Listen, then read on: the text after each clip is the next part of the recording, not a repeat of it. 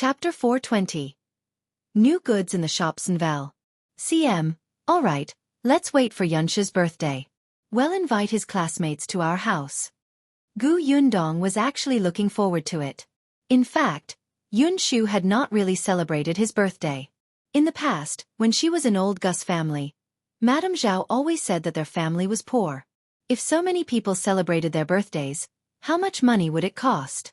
However, she had actually been secretly celebrating birthdays for the children of the second and third branches. Every time it was Gu Da's or Gu Dahu's children's birthday, they would be able to eat an egg. Their branch didn't have it, but Gu Dajiang remembered it. He would come back from the county city and buy 2 sweets for the children to eat. Even so, he would always be scolded by Madame Zhao. Therefore, a proper birthday celebration was a luxury for their branch. Now that they were in Yongfu village and had more money, Gu Yundong naturally wanted to make up for what they did not have in the past.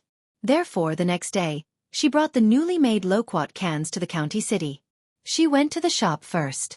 The business in the shop had stabilized, but it was still booming.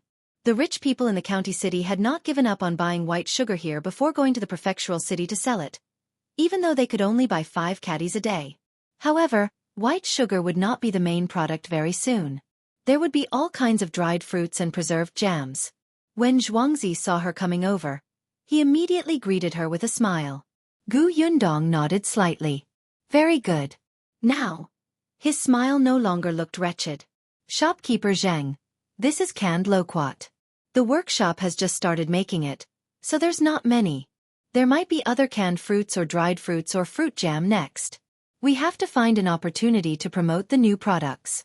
Think about it in the next 2 days and see how to make it effective.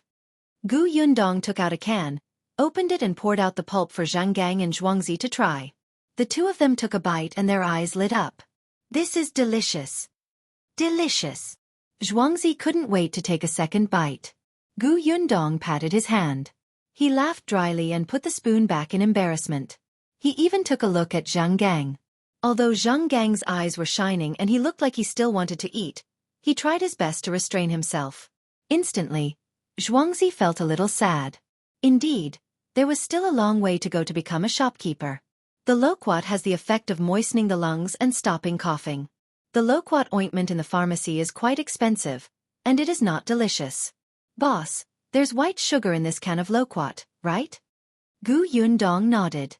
Indeed, so the price of this canned loquat cannot be cheap. Boss, don't worry.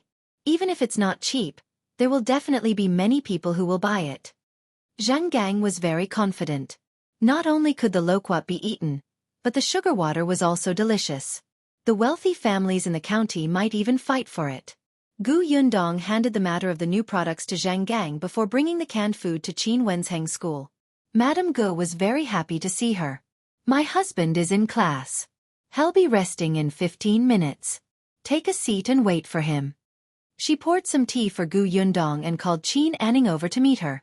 Qin Anning liked Gu Yundong a lot, especially since she had so much fun at Yongfu village the last time.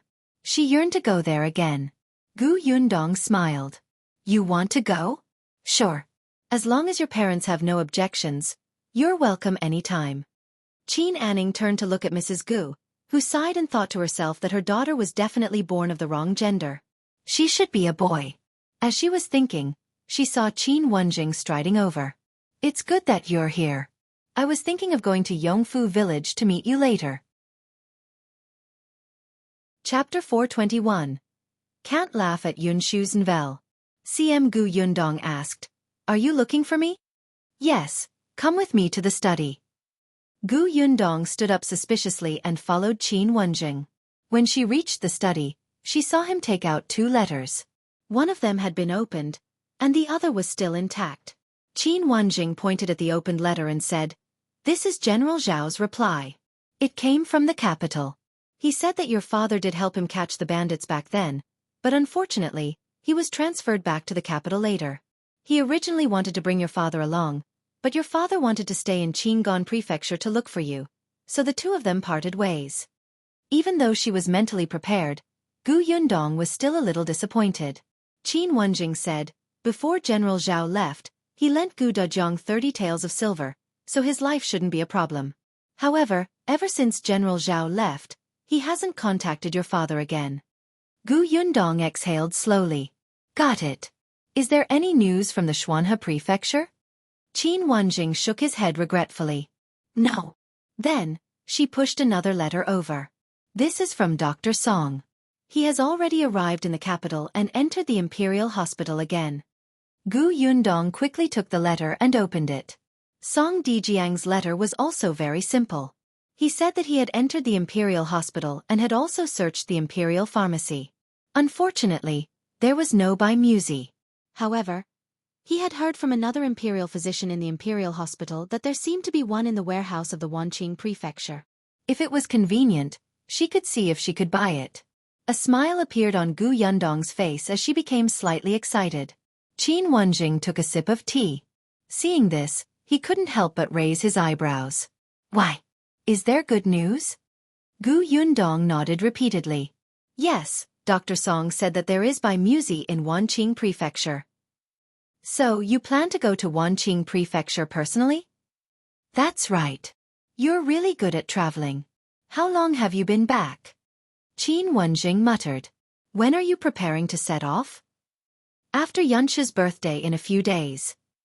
Speaking of the birthday, Yundong suddenly remembered her business here. She put away the letter and asked Qin Wanqing if she could invite Yunshu's classmates to Yongfu village. Qin Wanqing did not care. We'll have to ask the other students. He got someone to bring Yunshu and Yuanji over. The two of them were puzzled at first until they saw Yundong and heard that it was about his birthday celebration. Yunshu almost jumped up. He could even get all his classmates to go to his house. He could not wait to run back to the school and hurriedly invited everyone. After everyone agreed, he ran back to Yundong. The students in the school waited for him to leave. Among them, more than 10 of them had strange expressions. Junkin saw this and called all of them out. He walked to the side and said in a low voice, Yunshu invited us out of goodwill. This time, we can't be as rude as when we visited the Chenging family last time. Everyone nodded. We want. I really didn't do it on purpose last time. It was my first time going to a village. I didn't know that the house was so dilapidated, so I let it slip. This time, I won't make a fuss and hurt their self-esteem. Yes, we know what we're doing.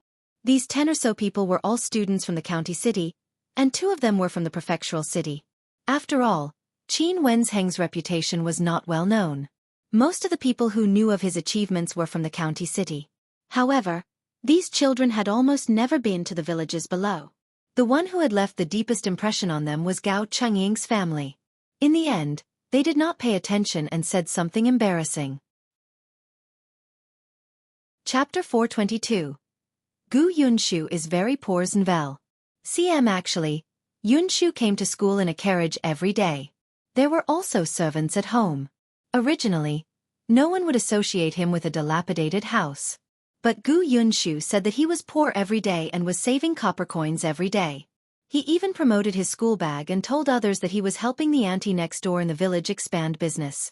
He would collect 10 copper coins as the errand fee. He found every opportunity to say that his eldest sister was the only one in the family who had worked hard to support the family. He had not found his father yet. He wanted to earn money to find his father and treat his mother. He originally planned to owe the tuition fee. Unfortunately, the heartless headmaster of the academy actually did not agree. He almost did not want to come to school, but his eldest sister said that she would pay for him no matter what. In order not to let his sister down, he could only come to the school to work hard. Back then, Gao Chengying had also said that their family's conditions were not good, but the poverty that everyone imagined was completely different from what they had really seen. After such a huge shock, coupled with Yunshu's repeated emphasis, these young and inexperienced students naturally felt that Yunshu might be the poorest child in their school. It was too pitiful. Her elder sister was a heroine. Not only did she provide for Yunshu, but she also sent her cousin over. As for the carriage, they heard from Yunshu that the villagers had to pay for the travel expenses when they took the carriage. It should be a tool for their family to earn money. Also, the clothes of Yunshu's eldest sister, whom they had seen at Jianghu restaurant last time, should be her best clothes. Thus, when Yunshu and Yuanji returned to class, they met everyone's sympathetic gazes. Yunshu was speechless. Why did everyone look at him differently after he was gone for a while? Could it be that they had some thoughts about him? Xiaoyu even walked up to him and patted his small shoulder heavily. He said, Yunshu, actually, we don't have high requirements for food and accommodation. For your birthday, longevity noodles are enough. Yunshu thought about it and nodded in agreement. Yes, I didn't even have eggs in the past. This is my first birthday celebration. I can finally eat longevity noodles. At the thought of this, he couldn't help but swallow his saliva. He didn't know what was the difference between longevity noodles and ordinary noodles. They should taste better. Everyone immediately felt that this child was too pitiful. Even Gao Chungying walked over and held his hand sympathetically. We can eat less. Yunshu's eyes lit up. He held his hand. You're the best. Bian Yuanji blinked in confusion. Why did this conversation seem a little strange? Lu Yi was also feeling strange. Although he had never been to Yongfu village, his brother had been there. Moreover, his brother had stayed there for more than half a month. If the living conditions were really that bad, would he be reluctant to come back? Would he brag about how great the Gu family was every day? However, on second thought, Big Brother had a strange personality. Perhaps he liked houses that were leaky? Hence, Lu Yi did not think too much about it. On the other hand, Yi Junkin, being the oldest among them, could not help but sigh when he saw that everyone's thoughts had gone astray. He only reminded everyone to be careful with their words and not make a fuss. He didn't say that Yunshu's family was so poor that they couldn't even afford noodles. What were these little ones thinking? Wake up, okay? If Yunshu's family was really so poor, why would he have servants? Chapter 423. I'm afraid you don't want to live anymore, B0s and Vel. CM Yundong did not know that Yunshu had done such a thing in school. She thought that since it was her brother's classmates' first visit here, she naturally had to treat them well. She could start preparing now. Hence, after she was done with Qin Wanqing, she prepared to leave. Before she left 2 cans behind. Those are new fruit cans that are about to be served in our shop. Try it and see if you can sell it. Qin Wanqing returned to his room with the cans in disdain and said to Madame Gu, Why cans? You might as well send 2 caddies of white sugar. Madame Gu ignored him and studied the cans curiously. She opened a can and poured the pulp into a bowl. Qin Wanqing, who was about to leave, suddenly turned back. When he saw Madame Guest's bright eyes after taking a small bite of loquat, he was stunned. He silently picked up the spoon and took a sip. It was actually quite delicious. It was refreshing and sweet, and the sugar water was abundant. Qin Wanqing couldn't help but eat another one. Then another, and another. Therefore, when Madame Gu slowly swallowed it and wanted to continue eating, she saw that her husband had already drunk the last bit of sugar water. Madame Gu was speechless. He probably didn't want to live anymore. After eating and drinking his fill, Qin Wanqing looked up and realized what he had done.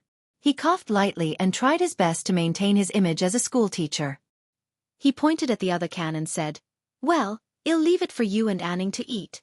Anning is young, and this can is sweet. Tell her to eat less. With that he left. He would go to Yundong's shop to ask around and see if he could buy a few more cans. These things were not bad.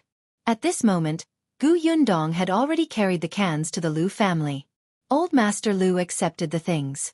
Lu Wei was not around, and the servants of the Lu family said that he had gone to his elder sister's house and had not returned.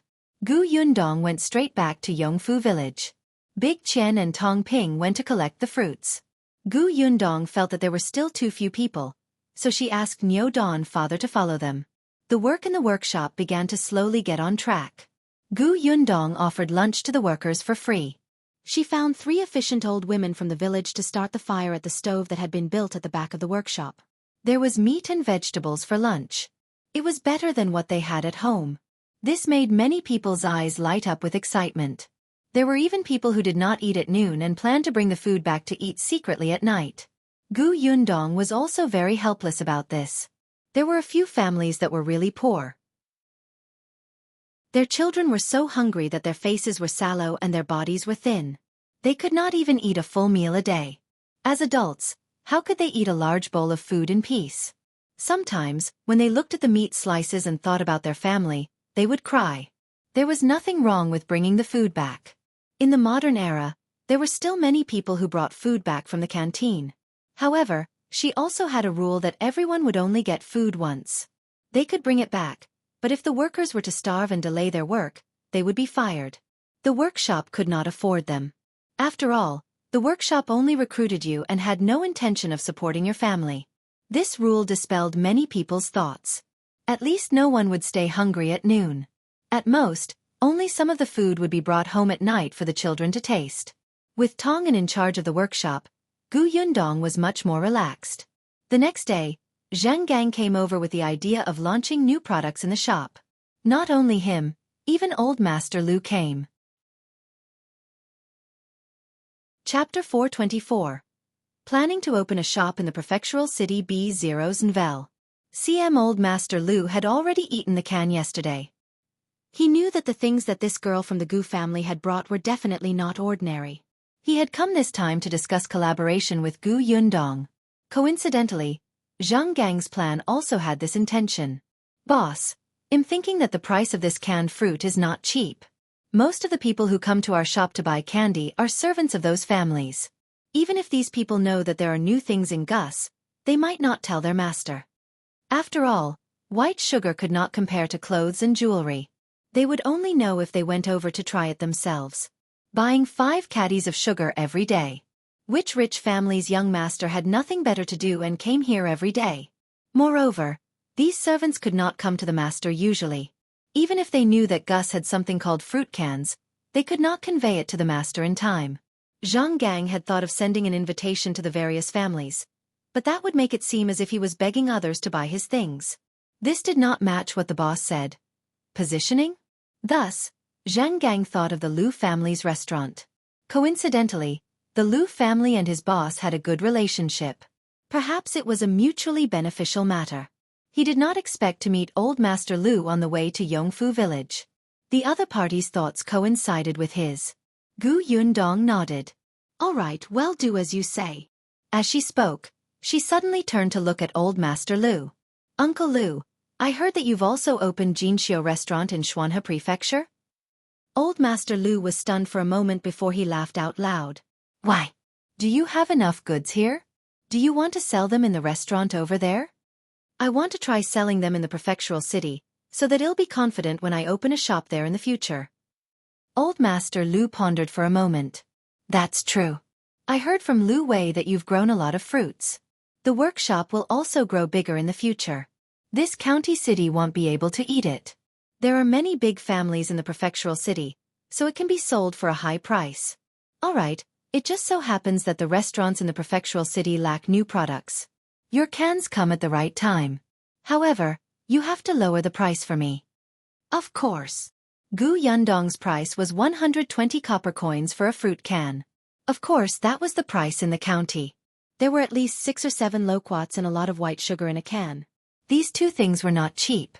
Coupled with the labor transportation fee and the cost of the clay pot, the profit wasn't much compared to white sugar. The price in the prefectural city would definitely be raised. Regardless of whether the customers ate it or gave it as a gift, they would gain face. Gu Yundong and Old Master Lu discussed the supply problem and quietly waited for the feedback from Jianghu restaurant. Just one day later, Zhang Gang came again. The customers who went to the restaurant to eat were all unsatisfied. Then, they followed Old Master Liu's guidance and ran to Gus. Each of them had a few jars without hesitation. In less than half a day, the canned loquats that had been brought to the shop the day before were all snatched away. Even Wanqing secretly came over to buy 3 big jars and said that his wife and daughter liked them. However, Zhang Gang had sharp eyes. How could he not know that it was Mr. Qin who liked this? Gu Yundong was also happy. In the following days, she asked Mao and the others to bring the cans from the workshop to the shop and restaurant after they finished practicing every morning. The supply problem in the shop was solved. Soon, it was Gu Yunshu's birthday. Chapter 425. Classmates B0's Nvel. CM The Gu family had been busy since early in the morning. They had cleaned everything inside and out. Even Zhang Jia, Zhang Yu, and Zhang Lu from the Zhang family next door ran over to help. Although Yunshu went to school in the county city, He still played with his good friends every day after school. Especially since the three Zheng siblings did not have the chance to read and write, Yunshu would teach them every day when he came back. Now that they had learned a lot of words, Madame Dong was overjoyed. She wanted to work harder and earn more money. Perhaps she could send her children to school. She did not think of asking them to take the elementary scholar examination to become a high official. She just felt that it was always good for children to be able to read. Didn't everybody see that even the servants of the Gu family were learning? Tongan was the best and fastest at learning, so he became the manager of the workshop. It could be seen that being literate would definitely be more promising than being illiterate in the future. As Gu Yunshu's friends, they naturally had to come and help him on his birthday. Gu Yundong was also very happy. Early in the morning, she followed Father Tong to send the two children to school. Then, she personally went to the market to buy groceries. Yunshu only had 16 classmates in total. Gu Yundong had thought about finding more carriages to transport them. However, she was rejected. Which of the classmates did not have a carriage? Lu Yi asked his coachman to stop the carriage at the school gate and wait for everyone to finish school. 2 carriages were indeed enough. All of them were little kids and were not big. Gu Yundong swept through the county before returning with half a carriage full of things in satisfaction. She had asked Yunshu what he wanted to eat for his birthday. The little guy happily said that he wanted to eat longevity noodles and boiled eggs. Gu Yundong's heart ached when she heard that. These were very ordinary things, but Gu Yunshu had never eaten them during his birthday before, so he was concerned. Gu Yundong did not ask him anything else. She had already drawn up a recipe in her heart. She knew how to make cakes, but there were too many people. She might have to make 2 big cakes. For this reason, she had asked around 2 days in advance to find out where cows could produce milk. When she got home, she pulled Shao Qingyuan over as a coolie and handed him a big bowl of egg whites and white sugar. She smiled and said, "It's time to test your hand speed. Stir it until it turns into white cream." Shao Qingyuan was a little stunned. Cream? What was that? But whatever Gu Yundong asked him to do, he would do it. It was only when the egg whites slowly turned into a white cotton-like shape that Shao Qingyuan was shocked. It turned out that after stirring the egg whites for 15 minutes, it would become like this. His eyes gradually lit up as he looked at Gu Yundong. He felt that she would surprise him from time to time. The Gu family was busy. When the school knew that Gu Yunshu was going to invite everyone to his house for his birthday celebration, Qin Wanqing simply let them leave school 2 hours early. Seeing the students get into the carriage one by one, Qin Wanqing actually had the urge to follow them. However, he thought that he was their teacher and would make these students uncomfortable if he went, so he dismissed the idea. After all, he still had to protect his image. When he faced Gu Yundong, he was easily irritable. The 2 carriages entered Yongfu village one after another. Everyone had agreed in advance that they could not make a fuss, and they had to remain calm and low-key after entering the village. However, it was their first time here after all. They still lifted the curtain of the carriage and looked outside. Yongfu village had changed a lot in the past 6 months, but most of the houses still looked very dilapidated. Chapter 426. Stunned schoolmates B0's Nvel. Seeing this, everyone pitied Gu Yunshu even more. However, before they reached the Gu residence, Xiaoyu couldn't help but ask, "Yunshu, where exactly is your home?" "It's at the foot of the mountain." "Let's go further in." "We'll be there soon." Gu Yunshu could not help but sway when he thought about how he would be able to eat longevity noodles soon. Big Sister said that she had personally made longevity noodles for him to eat. It would definitely be a delicacy. At the foot of the mountain? Even people like Gao Chenging, who also lived in the countryside, could not help but pity him. The foot of the mountain was the worst position in the village. The houses of the poorest families in their village were all at the foot of the mountain. Gu Yunshu did not see their expressions at all. He was still imagining his longevity noodles. Finally, the carriage slowly came to a stop. The people in the carriage looked at each other. When they saw Gu Yunshu get out of the carriage, they stepped off the stools one by one. Then, they widened their eyes and looked at the green brick house in front of them in shock. This, how could such a house appear in the village? And it was at the foot of the mountain? Could this be Yunshu's house? No, everyone shook their heads decisively. They looked left and right and saw an identical green brick tiled house, as well as the farmyard beside it. Phew, it seemed that this was Yunshu's house. It looked fine and not very shabby. They were about to walk towards the Zhang family's courtyard. Unexpectedly, a small figure suddenly ran out of the green brick house and rushed towards them. Second brother, cousin. The young lady hugged Gu Yunshu and raised her flour-covered hand to wipe Gu Yunshu's face. Before he could react, he immediately ran back. Gu Yunshu was speechless. His younger sister was becoming more and more mischievous. He wiped his face helplessly with a handkerchief before turning around. When he saw everyone's stunned expressions, he was instantly confused. What's wrong? Wasn't it just flour that his sister rubbed on him? Why did it seem like they had seen something strange? Or was it that they were all mesmerized by their little sister's cute appearance? That won't do. My little sister is still young. How can these people be so dirty? Gu Yunshu pulled a long face. Just as he was about to educate them seriously, he heard Yi Junkin laugh and say, "Let's go. It's inappropriate to stand at the door. There are people watching us." He was the first to react. He knew it. Yunshu's family background was definitely not bad. Gu Yunshu remembered that she was the host and quickly brought everyone in. One by one, the children followed behind her in a daze. It was not until they stepped into the house that they suddenly came back to their senses. "Yunshu, is this your house?" "Yes." Gu Yunshu nodded. But didn't you say that your family is poor?" "Yes, I'm very poor. My family is very poor. I've only been to a few restaurants."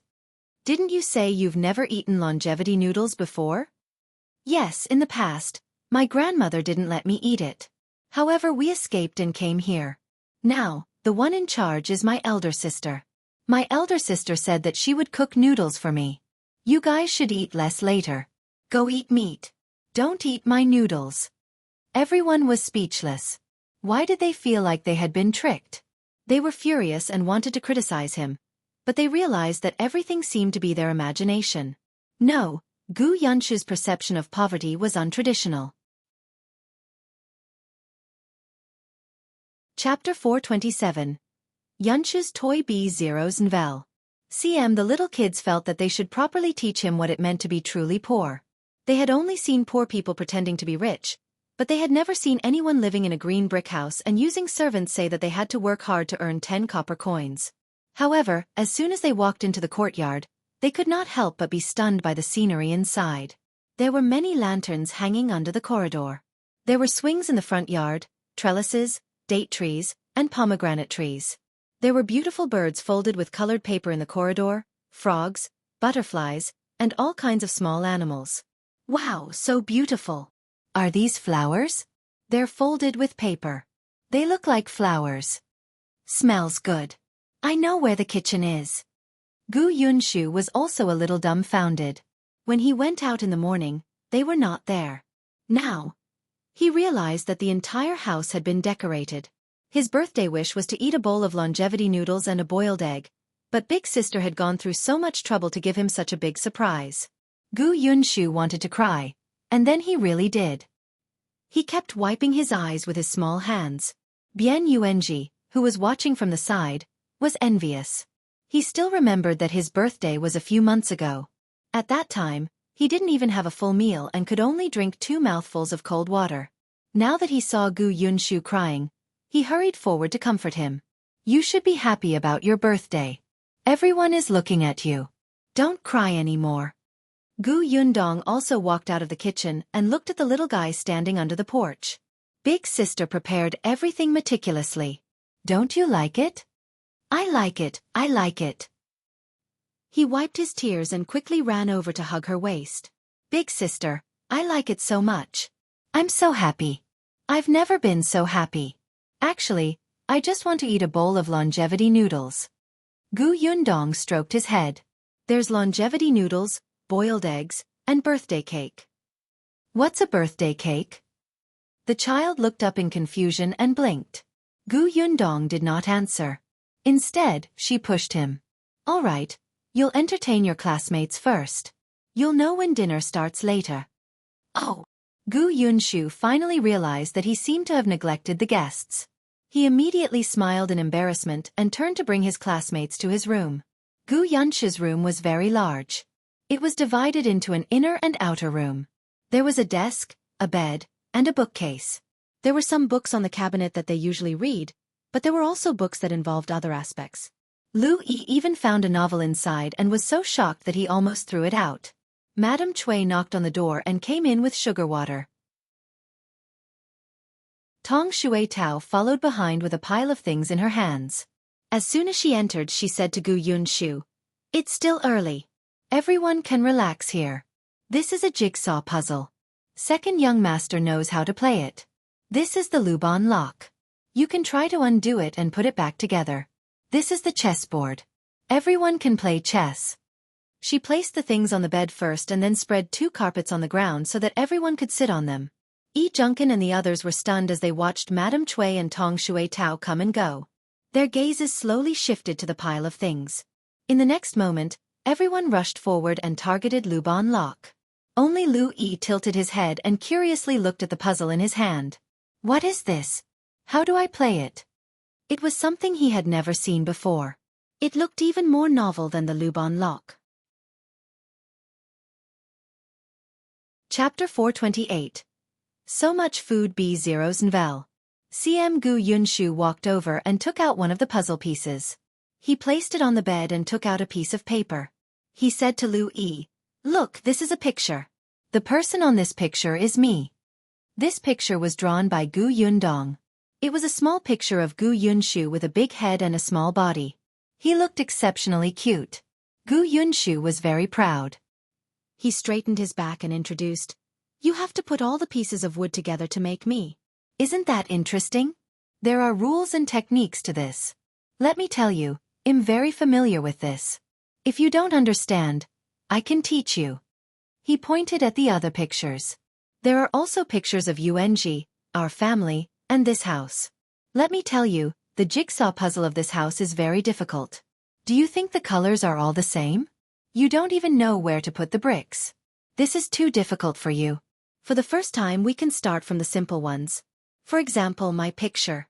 First finish me, then challenge the difficult ones.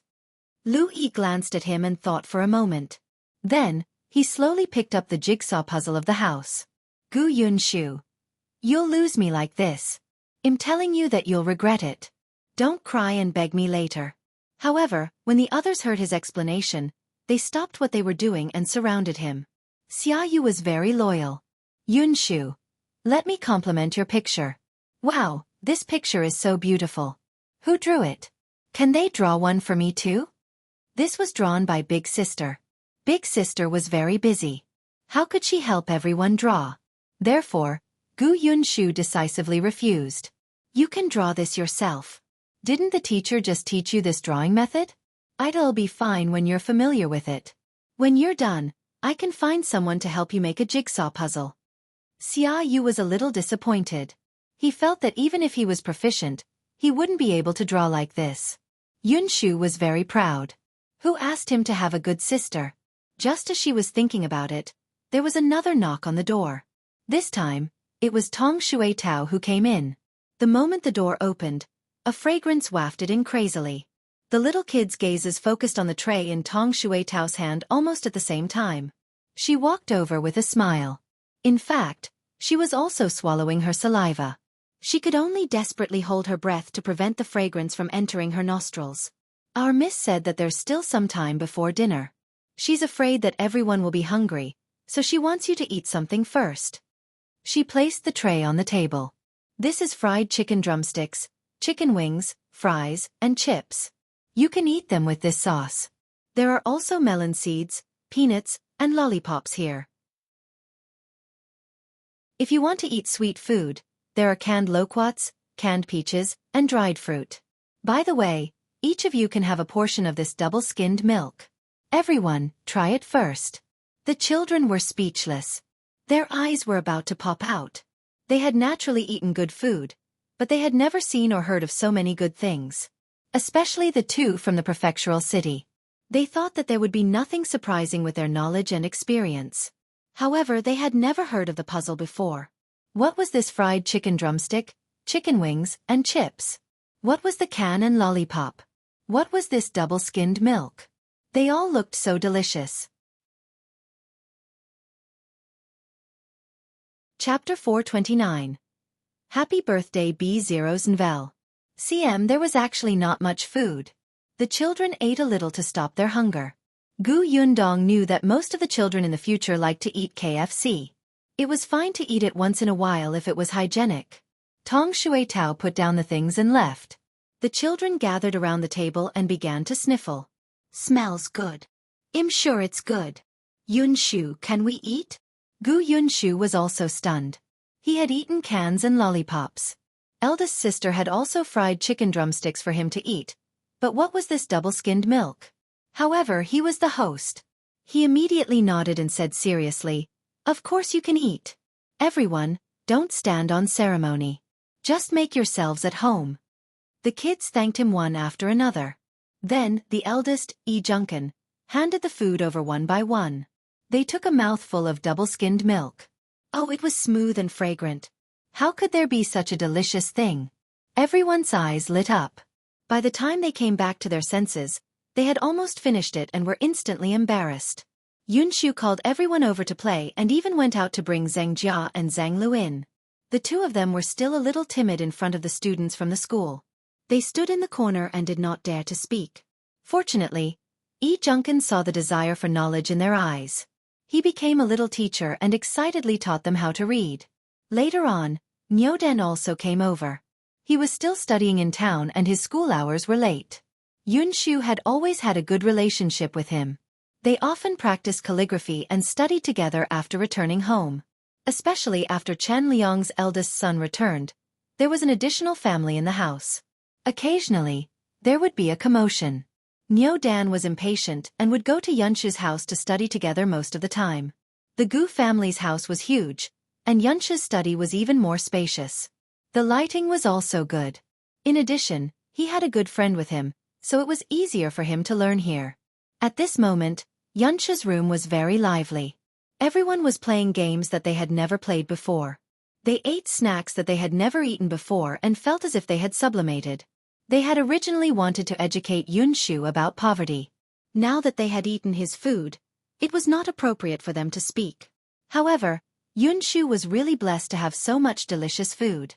After more than an hour, Yundong finally let everyone out for dinner. In fact, they were already half full after eating the snacks. However, when they smelled the fragrance coming from the flower hall, they could not help but swallow their saliva. The sky had already darkened slightly, and the lanterns under the corridor had been lit. They were indescribably beautiful. Yunshu walked in front, followed by more than 10 classmates. He actually had the aura of a boss, if he had grown a little taller. As soon as they entered the reception hall, they saw Yundong holding a strange, beautiful, and sweet thing in his hand. There were 6 thin candles on it as she slowly walked to his side. Yunshu, happy birthday. Happy birthday, Ashu. Second brother, happy birthday. 3 voices rang out one after another. Through the hazy candlelight, Yunshu looked at his eldest sister, mother, and younger sister standing in front of him. His heart suddenly swelled. Some kind of emotion surged fiercely, making his eyes sore and swollen. In his mind, he could not help but think of last year's birthday.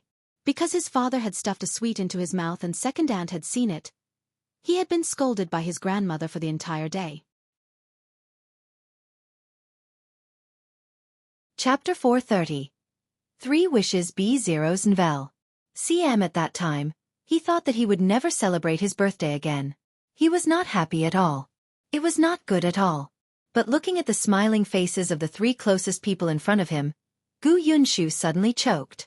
Yundong quickly handed the cake in her hand to Shao Qingyuan and squatted down to rub his head. Everyone is looking at you. You can't cry. Big sister, I am. He thought that he only needed to eat a bowl of longevity noodles. He did not expect Big Sister to put in so much effort. He was really happy. Big Sister, you're so good. I'm so happy to be your younger brother. Yundong was also very happy. She still remembered how he looked when she first came. He was skinny and had a big head. He was obviously very tired, but he still wanted to take on the responsibility of the entire family. He wanted to cry, But he smiled at her desperately as if it was not difficult at all as long as his family was by his side. At first, Yundong thought that as long as Madame Yang and the other two did not drag her down, she would do her best to protect them and let them grow up safely. When did it start? She had been paying attention to the three of them and always wanted to give them the best. The warmth that surged from the depths of her heart seemed to have changed her a lot. She had really felt the feelings between her family and she would subconsciously repay them. I'm also very happy that you're my younger brother. She led Yunshu to a stool at the side and sat down. She took the cake from Qingyuan again and placed it on the table in front of him. Then, she met his puzzled gaze and smiled. This is the birthday cake I told you about. Come, close your eyes and make 3 wishes. Then, blow out the candles. Your wishes will come true. Yunshu's eyes lit up. His eyes, which had just been washed with tears, were especially lively. Really? Just make the wishes. He immediately closed his eyes obediently. My first wish is... You don't have to say it out. Fine. He made a new wish. He was very pious in his heart. His first wish was to find his father as soon as possible and have a family reunion. His second wish was for his mother's illness to be cured quickly. His third wish was for his family to be safe and happy forever. After that, he opened his eyes. Yunshu did not know that his first wish would soon come true. Yundong saw that he had opened his eyes and was about to ask him to blow out the candles when she saw that the little girl beside him was also making a wish with her eyes closed. She immediately smiled and simply waited for her until she opened her eyes in satisfaction. Only then did she ask Yunshu to blow out the candles. The cake was sweet and rare. Yundong saw that there were a lot of people, so she made 2 big pieces. At this moment, each of them cut a small piece and ate it. Not to mention the others, even Qingyuan couldn't help but narrow his eyes. This cake. He had made it before, but it was not easy to make cream. The group was in a good mood. Yunshu ate the longevity noodles that he had been longing for. No one fought with him. After all, they were already full from eating everything else. At night, they even agreed to walk around the village to digest their food and send Nyodan home.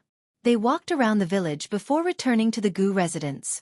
Yundong arranged rooms for everyone. As everyone was small, it was not a problem for a few people to share a room. Under the warm blanket that emitted the smell of sunlight, everyone still felt like they were dreaming.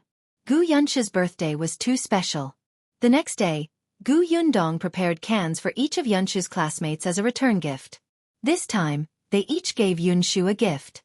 It was not considered expensive, but it represented their goodwill. Then, she sent them to the carriages and got someone to ride them back to school. When the carriage left and she returned to the Gu family, she saw Qingyuan standing at the entrance of the Shao family's house and talking to the Zhang family's escort. He seemed to have a difficult expression. Chapter 431. Yundong leaves B0's Nvel. CM Qingyuan also saw her. After nodding slightly, he continued to talk to the escort. Not long after, the escort passed through the door. Qingyuan walked towards her. He had something to say, but he didn't know how to start. He wanted to say something but hesitated. Yundong could not help but laugh. What's wrong? If there's anything difficult, just say it. Qingyuan rubbed his temples and said after a while, the Zhang family's escort agency is sending a batch of goods to Qingyuan Prefecture. They also have to transport something back. It's a long journey and they don't have enough manpower. They want me to help. If it was in the past, Qingyuan had nothing to worry about and would just go. But now, he was about to have a family. It would take at least a month or 2 to deliver goods to Qingyuan Prefecture. He had just confirmed his relationship with her and did not want to be separated. However, the Zhang family's bodyguard agency had interacted with him a lot in the past 6 months and their relationship was not bad. The manager of Gus, Zhang Gang, was from the Zhang family's bodyguard agency. In addition, when he asked a martial master to come to his house to teach a Mao and the others martial arts, the other party did not even decline and agreed readily. Therefore, now that the Zhang family's bodyguard agency needed help, he could not just reject them. Yundong did not expect this. Her expression became strange. She pulled her hair that was hanging by her side and looked hesitant. Actually, I also have something to tell you. What is it? Shao Qingyuan was stunned. Gu Yundong lowered her head slightly and said in a low voice, "A few days ago, I received a letter from Dr. Song. He said that there may be by Musi in Wanqing Prefecture. I want to make a trip to Wanqing Prefecture after Yunshu's birthday." Actually, as soon as she received the news, she wanted to tell Shao Qingyuan, but she didn't know how to. Shao Qingyuan was stunned. She was going to Wanqing Prefecture? "Then I'll reject the Zhang family's escort agency and accompany you there," he said without hesitation. Gu Yundong quickly stopped her. "Don't. The Zhang family's bodyguard agency has helped you a lot. It's rare that they need your help. They definitely can't find anyone else." She thought for a moment and asked, "When will they set off?" "In 2 days. Then I'll set off in 2 days too. I happen to pass by Qingyuan Prefecture on my way to Wanqing Prefecture. We can travel together for a while." Shao Qingyuan frowned. "Are you going to finish the rest of the journey alone?" Gu Yundong nodded. "You don't trust me?" "Of course I do." Shao Qingyuan was a little vexed. Why did things happen so coincidentally? Not only did he have to deliver the goods to Qingyuan Prefecture, but there was also a batch of goods that had to be transported back in time. Otherwise, he could accompany her there. He knew that she had the ability to settle these things alone, but Shao Qingyuan wanted to share the burden with her. He was her future husband. He hoped that he would be the one to experience everything with her in the future. In the end, they could only do as Gu Yundong said after some discussion. There were still 2 days left. Gu Yundong's arrangements were enough. Moreover, with the previous experience, no one would panic anymore. Only at the workshop, there were more people, and the person in charge had also changed to Tong En. This was not a big deal. After a few days of observation, Tong En was getting more and more proficient. In the end, Gu Yundong brought a lot of canned food and dried fruits. Most of them were placed in her space, while the rest were placed in the carriage. This time, under Tong Shuetao's strong request, she brought her along. Shao Qingyuan also brought a Mao and a Zhu along to let them see the world. The other 2 stayed at home. That morning, Gu Yundong got into the carriage while Madame Yang and the others reluctantly bade her farewell.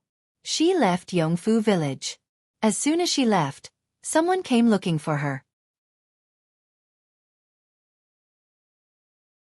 Chapter 432. Children are debts B0s and Vel. CM Madame Zhou had made up her mind to look for Gu Yundong. She did not even tell Chen Liang. But when she reached the Gu residence, she saw that Aunt Ku and the others had just turned around. Gu Yundong had already left. Aunt Ku invited her in. She shook her head, forcing a smile on her face. Aunt Ku had also heard a little about what had happened in her family recently. Seeing this, she could not help but raise her eyebrows and ask, "You're looking for Yundong for your first son, right?" Madame Zhou laughed dryly. No. Whether it's true or not, I'm afraid you have to wait for Yundong to come back first." Madame Zhou knew that Tongan was in charge of the workshop now. Tongan was a servant of the Gu family and had the right to manage it. However, he could not recruit people without Gu Yundong's instructions. She could ask Gu Yundong for help because of Gu Yundong's friendship with the Chen family, but she did not have much of a relationship with Tong, and Madame Zhou did not know what to feel. She felt vexed and relieved. She had no choice but to come over because she was annoyed by her eldest son at home. Seeing that his second son was becoming more and more promising in the Gu family, collecting fruits everywhere outside, and even buying some snacks for the children to eat when he came back, Chen Liang valued him more and more. The eldest son's life was too smooth sailing in the past. After the work in town was gone, he came back and was laughed at by many people. Especially when he was working in the fields, his energy was not even comparable to hers. He could even knock his feet with a hoe. He was not someone born to do this at all. In addition, his wife was not someone who could endure hardship. Every day, she would complain that she was tired even when cooking. When feeding pigs and chickens, she despised the dirt. For this, the second daughter-in-law's face darkened. As for their son, he was also studying in town now. He was 2 years older than Yo Dan and lived in his grandfather's house. He was quite obedient. The atmosphere in the house was getting tenser and tenser. The 2 brothers even quarreled yesterday. This had never happened before, which made Madame Zhou anxious. She wondered if she could ask Gu Yundong for help. After Madame Zhou left, Aunt Ku shook her head. Fortunately, she did not have any children. Otherwise, she would still have to worry about them when she was old. Looking at Madame Zhou, she used to be so energetic. Her eldest son had only been back for a few months, but she looked like she had aged a few years. Aunt Ku shook her head and turned to enter. Gu Yundong had already followed Shao Qingyuan to the Zhang family's bodyguard agency. This was her first time here. The Zhang family's bodyguard agency was indeed not big and there were not many escorts, but all of them were energetic and seemed to be loyal. Shao Qingyuan had said 2 days ago that Gu Yundong would travel with them. Hence, no one was surprised to see Gu Yundong. Moreover, because Zhang Gang was the shopkeeper of Gus, Zhang Gang's wife warmly served her tea and brought out the snacks she had made for her to eat. Gu Yundong had met her before. Previously, during the New Year, Zhang Gang had brought her to Yongfu village to celebrate the New Year. She was a straightforward and generous aunt. The people from the escort agency were all preparing outside. The team would set off after 7 o'clock. Gu Yundong chatted with Zhang Gang's wife in the hall for a while before walking leisurely to the courtyard. She watched as everyone carried the things to the carriage. She moved closer to Shao Qingyuan and asked, "What are you bringing to Qingyuan Prefecture this time?" Shao Qingyuan's expression was complicated as he looked at the carriage in front of him in silence. After a long time he said, "Wine." "Wine?" Gu Yundong was about to ask something when she heard a familiar voice outside. Chapter 433. Meeting the Tao family B0's Nvel. CM Gu Yundong had just turned his head when the other party saw her. He immediately smiled. "Boss Gu, you're here too." "Young Master Tao." Gu Yundong nodded slightly. She looked down on Tao Xing, especially after he lost to Lu Wei. However, Tao Feng knew the ways of the world. When Gus opened for business, he even came to support them and gave them gifts. Later, he also asked the servants at home to buy a lot of white sugar. "I haven't seen Boss Gu for a long time. Gus seems to have a few new canned fruits recently. They taste very good. It's just that they're too in demand. I want to buy some for others, but I can't buy them." Tao Feng shook his head regretfully. Gu Yundong was about to answer when Shao Qingyuan suddenly said, "Let's go over there to help." Gu Yundong felt that something was wrong with his expression just now. No, it should be said that it had happened before when they met the Tao family. Did he have any grudges with the Tao family? Gu Yundong nodded at Tao Feng and left with Shao Qingyuan. Shao Qingyuan had indeed gone to help load the goods. Gu Yundong stood behind him and watched as he busied himself. After he carried one of the jars of wine into the carriage, she asked, "Is this wine from the Tao family? Is it their wine that needs to be sent to Qingyuan Prefecture?" "Yes, they're said to be newly brewed. There are only 4 jars. There were also some other things. They were transported by the way. The most important merchandise was only 4 jars of wine from the Tao family." Gu Yundong tilted her head and asked him with a smile, "You know the Tao family?" "I don't know them." Shao Qingyuan turned around. When he saw her tilt her head, he actually felt that she was a little cute. The gloom in his heart just now was suddenly swept away. He couldn't help but look around. When he saw that no one was looking in his direction, he took her hand. He gently rubbed it twice before saying, "About the Tao family. I haven't thought of how to say it yet. I'll tell you in the future." Gu Yundong glared at him. This person was always finding opportunities to interact with her. He was getting more and more shameless. Shao Qingyuan couldn't help but laugh. Someone from the courtyard called out to them, "Qingyuan Miss Gu, let's go." Gu Yundong retracted her hand. Shao Qingyuan was a little annoyed. Why did someone ruin his plans every time? The convoy had already been prepared. There were only 3 carriages. Including Gu Yundong's carriage, there were 4 carriages. It was not a big team. There were only 6 escorts, including Shao Qingyuan. Ah Mao and Ah Zhu were there to gain experience. When the convoy set off, Tao Feng was still standing at the entrance of the courtyard. When he saw Escort Wang, who was in charge of the team this time, he said, "Thank you for your trouble. I wish you a safe journey." "Don't worry, young Master Tao. We will definitely deliver the items safely." Escort Wang was ambitious and his gaze was firm. With a wave of his hand, he walked out of the escort agency in a grand manner. The escorts behind also followed with their heads held high. Yundong was speechless. It was as if they were going out to fight. Only Qingyuan continued to walk past Tao Feng without looking aside. He was in Yundong's carriage. Sometimes he would drive the carriage, and sometimes Shui Tao would drive the carriage. He would directly enter the carriage and touch her small hand. The other people in the convoy were all men, and they could be considered half martial artists. When they went out, they did not pay much attention to the distinction between men and women, especially since the two of them were engaged. It was normal for a man to take care of his fiancée. The carriage passed by the Xuanhe Prefecture and stayed overnight. Yundong went to look at the wall with eldest Aunt Gu and the others' portraits.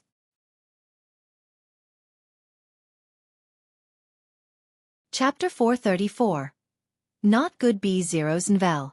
Seeing that there were several notices blocking the portraits, Yundong frowned slightly and reached out to tear them off and paste them to the side. Later on, she even went to Aunt Ke's house and asked the neighbors nearby. Unfortunately, the neighbor said that no one had come to look for Aunt Ku, so Yundong could only leave regretfully. Unexpectedly, as soon as she left, a woman returned home. This person happened to be the person who saw Mrs. Ran of the Zhou mansion that day. The next day, when the convoy left the Xuanhe Prefecture, the accommodation conditions for the rest of the journey were much worse. Sometimes they had to stay outside. The convoy traveled fast. In fact, they had already tried their best to take care of the two girls, Yundong and Shui Tao. However, they had to send the goods to their destination as soon as possible before they could be at ease. Qingyuan could not bear it. He had wanted to ask her not to follow the convoy several times, but Yundong had rejected him. In any case, she was already used to it. In the past, not only did she stay outside when she fled, but she could not even sleep. Now that Qingyuan was by her side, she could sleep especially soundly in the carriage at night. There was nothing bitter about it. Shui Tao was even more unwilling. She could learn martial arts from these escorts.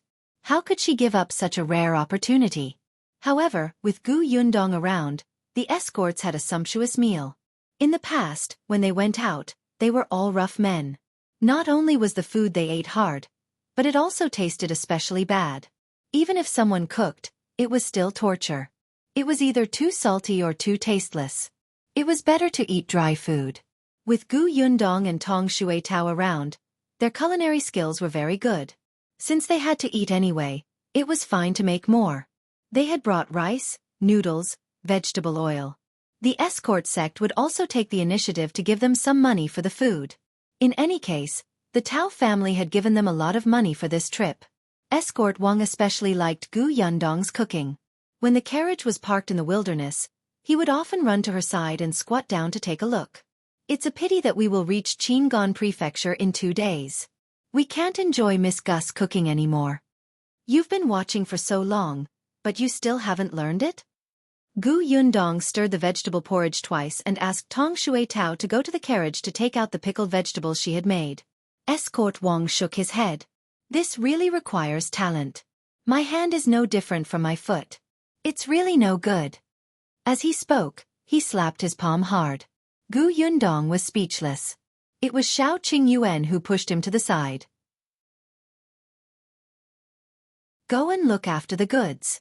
Don't be lazy. Hey kid, I'm at least 12 years older than you. Can you show me some respect? Escort Wang snorted unhappily.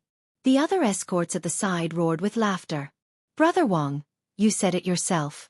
We'll be arriving at Qingyuan Prefecture in 2 days. Qingyuan is going to be separated from Miss Gu. Yet you still disturbed the couple. You're too thick-skinned. Isn't that so? Your wife isn't around, so you specially went to sabotage other couples. How can you be so shameless?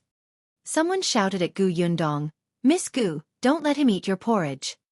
Yundong had interacted with the escorts in the escort agency for a long time and was very familiar with them. She quite liked these people. All of them treated her like a younger sister or a junior. Other than having to make her cook, they did not need her to worry about anything else. She smiled and was about to serve the porridge. Suddenly, Mao, who had gone to the forest to relieve himself, ran over quickly. Young master. Miss. Bad news. I saw a few people with masks on coming this way.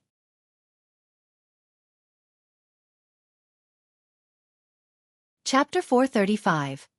Gu Yundong, who is highly aspired B0's Nvel. CM. Upon hearing this, the escorts, who had been smiling just now, suddenly stood up. Their expressions instantly became serious, and they looked ready to fight. Escort Wang directly said to Shao Qingyuan, "Hurry up and bring Miss Gu and the others to the forest to hide. RFA, Wang, look after the goods." It was too late to leave with the goods now. Instead of panicking, it was better to prepare for war. Then he turned around and asked Mao, "Did you see how many people there were?" "About a dozen." Mao's face was still a little pale. He knew that trouble was coming. Although he had learned a little martial arts, he was still not a match for his enemies in a real life-and-death battle. Escort Wang frowned. "Why would someone rob us? This road has been very safe since the disaster.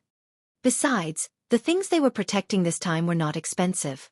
However, there was no time for him to think too much now. He glanced at the escorts. "Protect yourselves." RFA and Wang responded and walked to the carriage of goods. Shao Qingyuan also led Gu Yundong and Tong Xue Tao into the forest at the side. Gu Yundong was skilled. She wanted to stay, but on second thought, she left with Tong Xue Tao and Shao Qingyuan. After Shao Qingyuan brought them over and hid them, he asked Mao and Zhu to stay behind and protect them. Then he quickly walked out. As expected, he saw that Escort Wang had already fought with a dozen or so masked men. Although Escort Wang and the others were experienced and skilled in dealing with enemies, it was difficult for two fists to fight four hands. They were starting to be at a disadvantage. RFA and Wang, who were beside the truck, were surrounded by 5 or 6 people. Fa's arm had already been cut. Shao Qingyuan narrowed his eyes and immediately ran to the side of the carriage to kick away the person who was about to slash Wang. As soon as he joined, the situation eased a little. Escort Wang slowly heaved a sigh of relief, and RFA and Wang finally smiled. Gu Yundong and the others hid behind a large rock. Although Mao and the others were nervous, they were unwilling to just hide behind and watch helplessly. After a while he finally couldn't help but say, "Miss, let Xue Tao protect you. Zhu and I will help." "You'll be courting death if you go," Gu Yundong said coldly. "Can't you see that they kill others without batting an eyelid? Escort Wang is already injured. You haven't even touched your sabers. How can you fight them to the death?" "We..." Mao scratched his head and thought for a while. "We can smash them with rocks." Zhu also nodded. "There are many thick sticks here. If we sneak attack from behind, we can at least knock out a few." Tong Xue Tao scolded them. "Come on, you're not going to help. You're going to add trouble. You might even need the future master to protect you." Just as she finished speaking, she exclaimed softly, "Miss, they're too despicable." The 3 of them surrounded the future master and attacked him together. Pfft, they almost hit him. Mao became even more anxious. "Miss, quickly think of a way." "That's right. We can't just watch helplessly." Zhu suddenly hated himself for learning martial arts too slowly recently. "Miss, you've always been smart. There must be a way." As the 3 of them spoke, they turned around and placed all their hopes on Gu Yundong. However, the next moment, the 3 of them were stunned. Wait, when did the crossbow in Miss' hand appear? Why didn't they see it?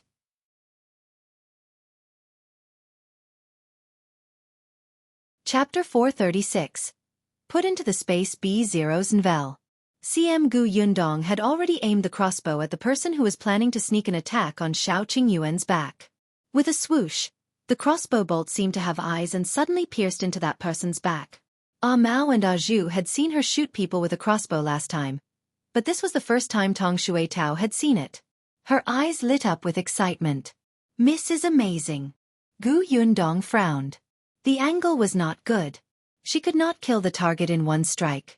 Escort Wang and the robbers, who were fighting crazily, were stunned when they saw someone fall to the ground after being shot. They still have people in the dark. Let's end this quickly. As soon as the leader of the robbers shouted, those people approached the carriage with all their might. Gu Yundong shot out her second arrow, aiming at the leader of the robbers. Unfortunately, that person reacted quickly and blocked it with his knife. He only staggered slightly. Moreover, 3 people were already running in the direction of the crossbow. Gu Yundong hurriedly said to Tong Xue Tao and the other 2, Go over there. Miss, I can help. Gu Yundong turned around and met their determined expressions. She paused and agreed. All right, I'll leave these people to you. She thought that since she wanted them to come out and train, she couldn't keep letting them hide behind her. If they just watched and never fought, they would never be trained. However, there were 3 enemies. Gu Yundong shot an arrow and killed one of them. Then, she bent down as if she was untying the bag on her leg. In fact, she took out 2 daggers from her space and handed them to her fellows. Be careful. If you really can't win, run. Then, she ran to the other side of the forest and shot 2 more arrows. She could tell that this group of people's target was the 4 jars of wine from the Tao family in the carriage. Therefore, there were still many people surrounding Ah Wang and RFA. Suddenly, Ah Wang's leg was slashed and kicked. He was sent flying and fainted. However, the robber did not give up and slashed at his neck with a knife. Gu Yundong's expression changed slightly. She quickly aimed at him and shot an arrow. As a result, she didn't pay enough attention to RFA, who had also been stabbed. Gu Yundong was a little vexed. Although crossbow bolts were convenient and she had enough arrowheads, they were only suitable for long-range sneak attacks. It was troublesome and time-consuming to reload. Gu Yundong did not have much time. Seeing that 2 people were about to attack RFA, Gu Yundong could not care less and ran out of the forest. Shao Qingyuan was the first to see her. He frowned slightly and walked towards her as he fought. Gu Yundong held a long-handled watermelon knife that was specially used to cut zombies in her previous life. She aimed it at the back of the person who wanted to kill RFA. Then, she jumped up onto the carriage. The reins of the carriage had already been cut off. This was to prevent the robbers from taking the carriage away. Gu Yundong blocked the knife as she reached into the carriage.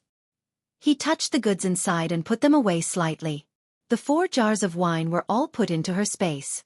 Then, she jumped down from the carriage as if nothing had happened and slashed at a robber in front of her. She deliberately let the other robber into the carriage. RFA and escort Wang saw it and their expressions changed drastically. They rushed over to guard it. Unexpectedly, when the robber lifted the curtain, he only saw an empty carriage. However, his back was slashed by Shao Qingyuan, who had rushed behind him.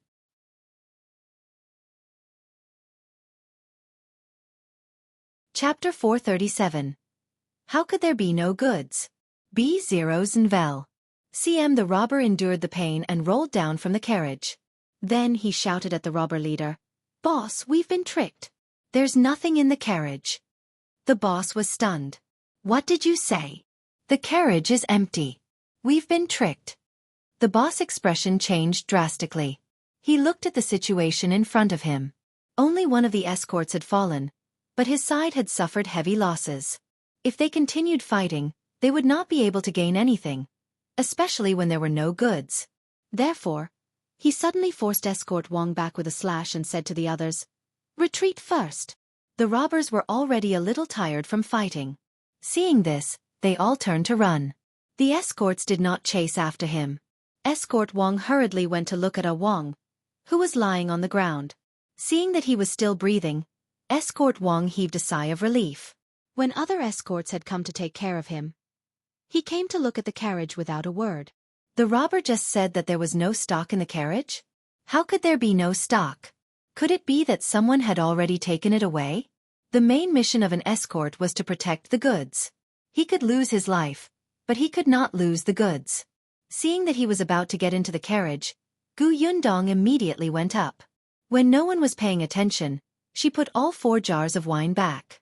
Therefore, when escort Wang lifted the curtain of the carriage, he saw that there was no problem with the goods they wanted to protect this time. The goods stayed inside quietly like sleeping children. He was dumbfounded. He lowered the curtain of the carriage and opened it again in disbelief. He was relieved to see that the goods were still there. Strange, the goods are clearly still here. Why did the robber say that there was nothing? Gu Yundong pretended that she did not know anything and said, "Maybe he saw wrongly? Or maybe that person was not in cahoots with the robbers and deliberately said that." Escort Wang did not know how to explain it, so he could only accept this explanation for the time being. Only Shao Qingyuan quietly glanced at Gu Yundong.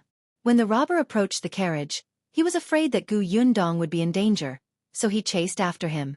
Therefore, when that person lifted the curtain to take a look, he knew very well if there was anything inside. But Qingyuan did not say anything. He just walked to Gu Yundong's side and sized her up. "Are you injured?" Gu Yundong shook her head. "I'm fine." The next moment she frowned. "Are you injured?" Qingyuan's arm had been cut. It did not look very deep, but the blood had stained a large part of his sleeve. "Miss, young master, we're back."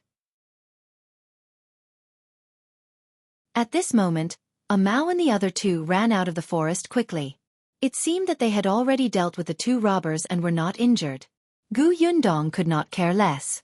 She quickly went to her carriage to take down the medical kit that she had prepared. Then, she cut the fabric on Qingyuan's arm with a pair of scissors and washed his wound. After disinfecting it with alcohol, she carefully applied medicine and wrapped it in gauze. She wrapped the wound up like a dumpling, layer by layer, just like when his palm was scratched. Qingyuan quietly let her move. He looked at her lowered eyes and smiled in satisfaction. However, this peace was soon broken. There was an escort calling Wang's name in a panic. The situation looked terrible. Gu Yundong and Qingyuan turned around and saw that Wang had already woken up. However, his face was pale as he spat out a few mouthfuls of blood. He was not the only one who was injured. All the escorts present were injured. Even escort Wang was limping.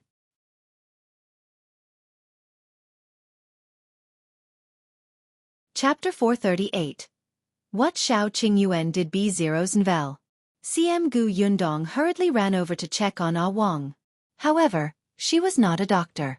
Although she had prepared a complete medical kit, it was obvious that Wang had suffered internal injuries.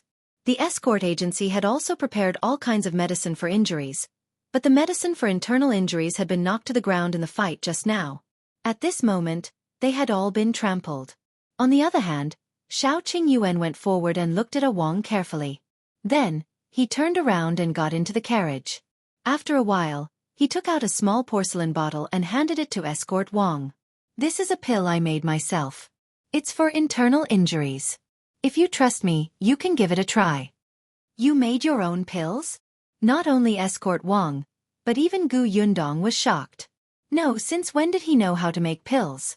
Escort Wang was a little hesitant, but Wang could not help but spit out another mouthful of blood. The situation was a little bad. He gritted his teeth. Seeing that Wang agreed, he directly let him eat it. Gu Yundong immediately looked at Wang nervously.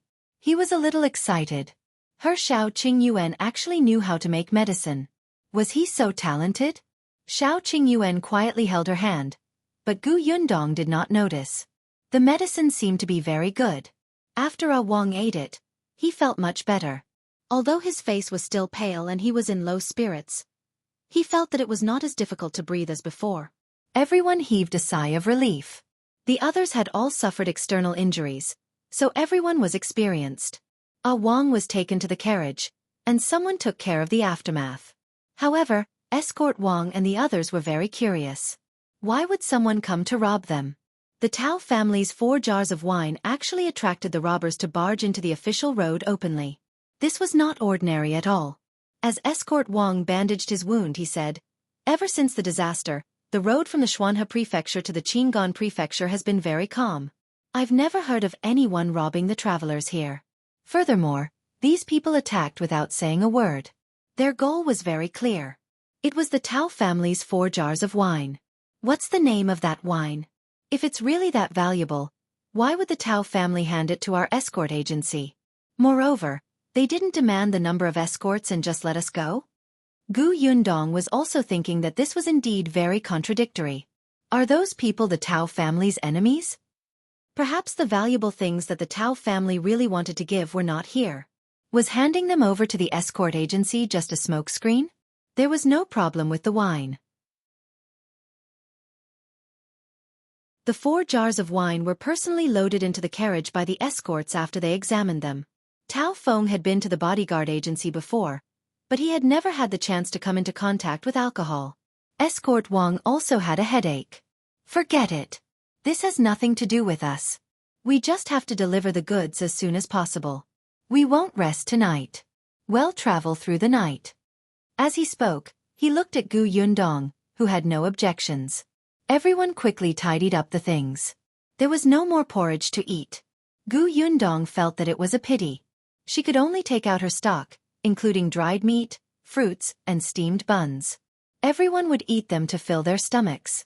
The carriage sped up, but Yundong was in the carriage and looked at Shao Qingyuan curiously. "What is it? When did you make that medicine? I've never heard of you studying medicine." This person knew how to hunt, practiced martial arts, and could read. He was already a rarely capable person in Yongfu village. Moreover, he had worked hard to make these. Yundong had always known that he was very good, but she had never heard of him dabbling in pharmaceuticals.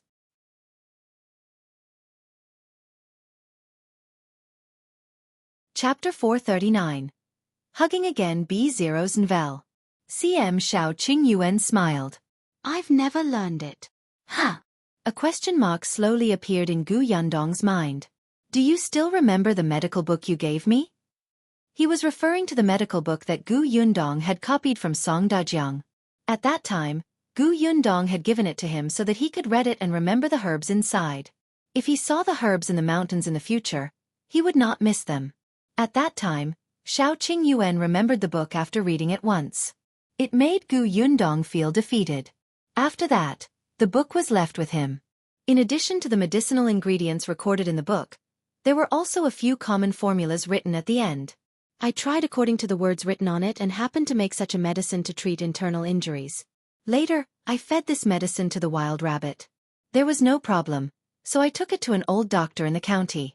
After the old doctor saw it, he bought 2 small bottles." Yundong's mouth was wide open in disbelief. Wait, he made it just because he saw the formula. Moreover, the old doctor even bought the pills from him? What's wrong? Shao Qingyuan held her hand. Yundong suddenly pounced on him and hugged his waist with a happy smile on her face. Shao Qingyuan was stunned. Then, he wrapped his arms around her waist and pressed her tightly into his arms. His voice was low. "Are you happy?" "Of course I'm happy. I'll ask Dr. Song later and get him to find some other medical books for you to read. I didn't know that your talent was here." Shao Qingyuan lowered his eyes slightly and looked at the top of her head with burning eyes. He did not know if he was talented or not.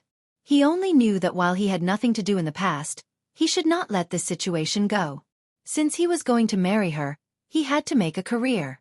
In the future they would have children. He had to plan for the future of raising his wife and children. He would not try to become a scholar. It had only been nearly 2 years since he started to read. In the past, he did not have the time to read in the Li family. It was only after the old man of the Li family died that he went out to find work and slowly learned. He practiced martial arts so that he could fight back and knock people down when others bullied him. At first, he had stayed in the mountains for too long and fought with many animals to train himself. Later, he trained with the escorts of the escort agency and had encountered people in the martial arts world who taught him a few moves. In the past, someone had advised him to join the army, but he did not have the intention to make contributions. Now, he would not go either. It was easy to join the army, but it would take years. If his wife was taken away by other men, he would not be able to find her. Because of this, Shao Qingyuan also spent a period of time anxiously until he saw the medical book. He did not want to be a pure doctor. He wanted to be a pharmaceutical merchant. If he became a big pharmaceutical merchant, not only would he be able to treat people, but he would also have power. The internal injury medicine this time was the first medicine he made. There would be more and more in the future. "Yundong," he called her softly.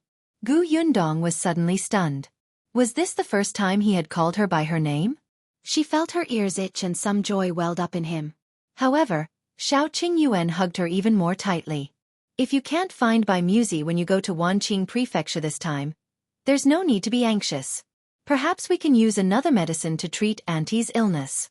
I'll work hard to read books and study medicinal herbs. Therefore there are some things that you can let me help you share." Yundong blinked and grabbed the hem of his shirt. After a long time she said in a low voice, "Okay."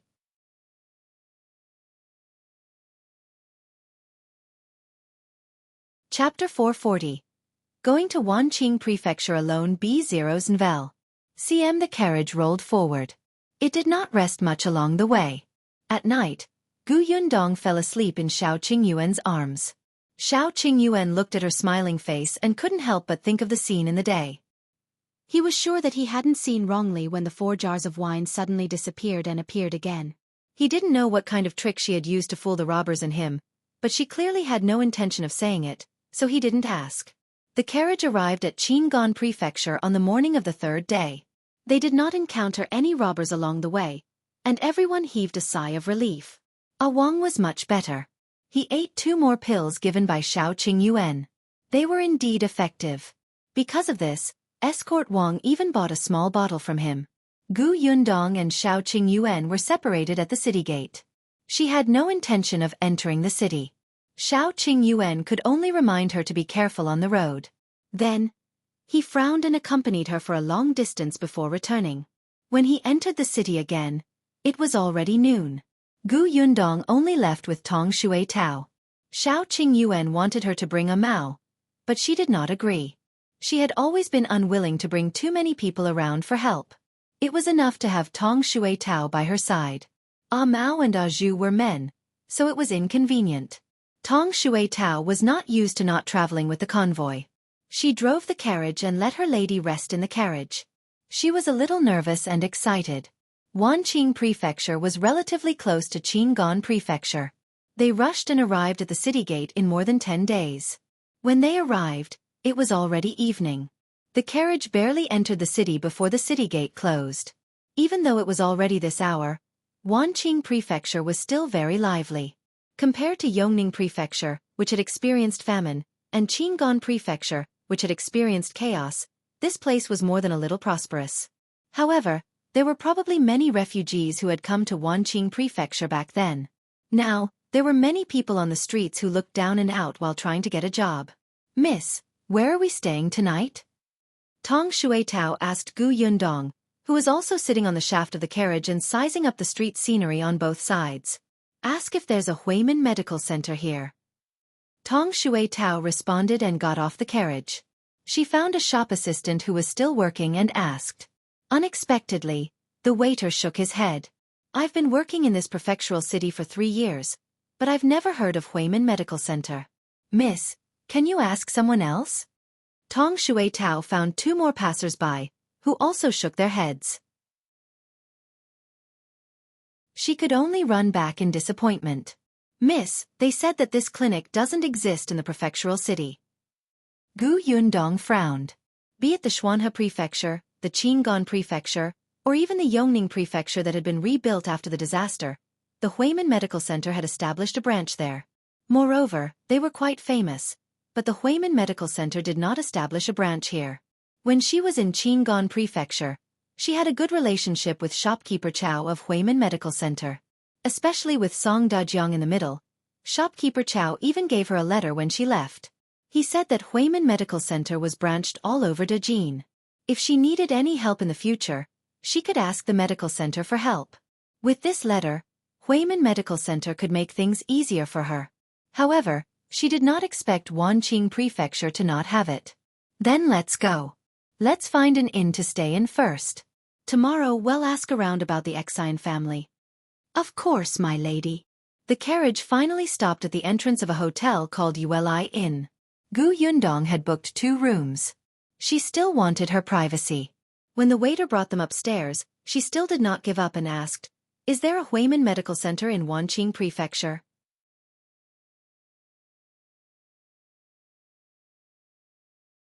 Chapter 441. Someone is following us. The waiter was stunned for a moment. He thought for a moment and said, "I don't think so. However, the prefectural city is so big. The Huimin Medical Center that you mentioned might be hidden in an alley. I'm not very knowledgeable. Should I help you ask around later?" "Thank you." Gu Yundong smiled at him. Before she left, she had specially given him a tip. The waiter's face lit up. As expected, he became even more attentive. Tong Xue Tao looked at his back and said, "This waiter is really meticulous. That's why you can only be envious when others get rewards." Gu Yundong teased her and entered the house without looking back. Tong Xue Tao immediately became a little dejected and carried the things in her hand into the room. Uli Inn was not far from the city gate. Gu Yundong was only resting for the night. She would definitely keep looking tomorrow. The waiter was really responsible. Later, after she finished eating, he even came over and told her about what he had found out. I've asked the shopkeeper and the night watchman. There's indeed no Huimin medical center. Gu Yundong thanked him and did not dwell on this matter. She rested early that day. The next morning, after breakfast, she asked the waiter where Xian Manor was. The Xian Manor was quite famous in the Wanqing Prefecture. The waiter immediately pointed in a certain direction, but it was a little far. The manor was in the west of the city. Gu Yundong took Tong Xue Tao to the west of the city and found an inn nearby. She then went out and planned to walk around the Xian residence. According to the waiter, the Xian family was very famous in Wanqing Prefecture because the Xian family was not only rich, but also powerful. Putting everything else aside, the second young master of the Xian family had married the daughter of the Prefecture magistrate of Wanqing Prefecture and was in-laws with the Prefecture magistrate. Not to mention that when the late emperor traveled in the south more than 20 years ago, when he arrived at Wanqing Prefecture, it was the Xian Prefecture who received him. Even if the late emperor was not a good person, the Xian family had such glorious deeds. They could do whatever they wanted in the prefectural city. Hence, when she recalled that Song Dajiang asked her to buy Musi from the Xian family if she could, she wanted to hammer him to death. She was indeed considered rich now, but that was only compared to the villagers of Yongfu village. Compared to the Xian family, they did not care about all her assets, okay? How could she buy it? Since she couldn't buy it, she could only think of another way. She really hoped that the head of the Xian family would be like Peng Zhongfei back then, a person who could be duped into obediently taking out things. Gu Yundong sighed. However, after circling around the entrance of the Xian manor, she decided to return to the inn first. It was better to think about it at length. Tong Xue Tao had no idea what her mistress was thinking. Wherever her mistress went, she would follow. When the two of them returned from the Xian manor and were about to reach the inn, Tong Xue Tao suddenly frowned.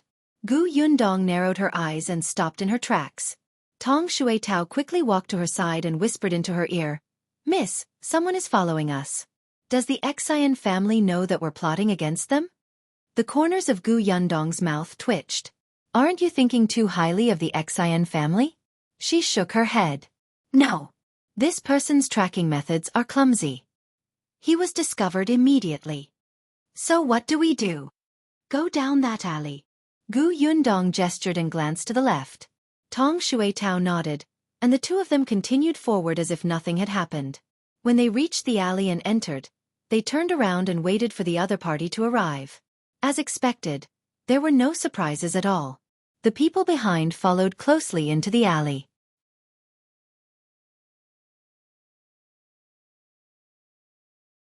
Chapter 442. What did you say? My father unexpectedly, when he looked up, the man saw Gu Yundong and Tong Xue Tao's sneering expressions and Tong Xue Tao's provocative look. But in the next moment, Gu Yundong's expression disappeared. Tong Xue Tao was also stunned. This was because the other party was an old man with patches all over his clothes. He looked down and out. In fact, Gu Yundong felt that this person looked familiar, but she could not remember. The old man was also stunned.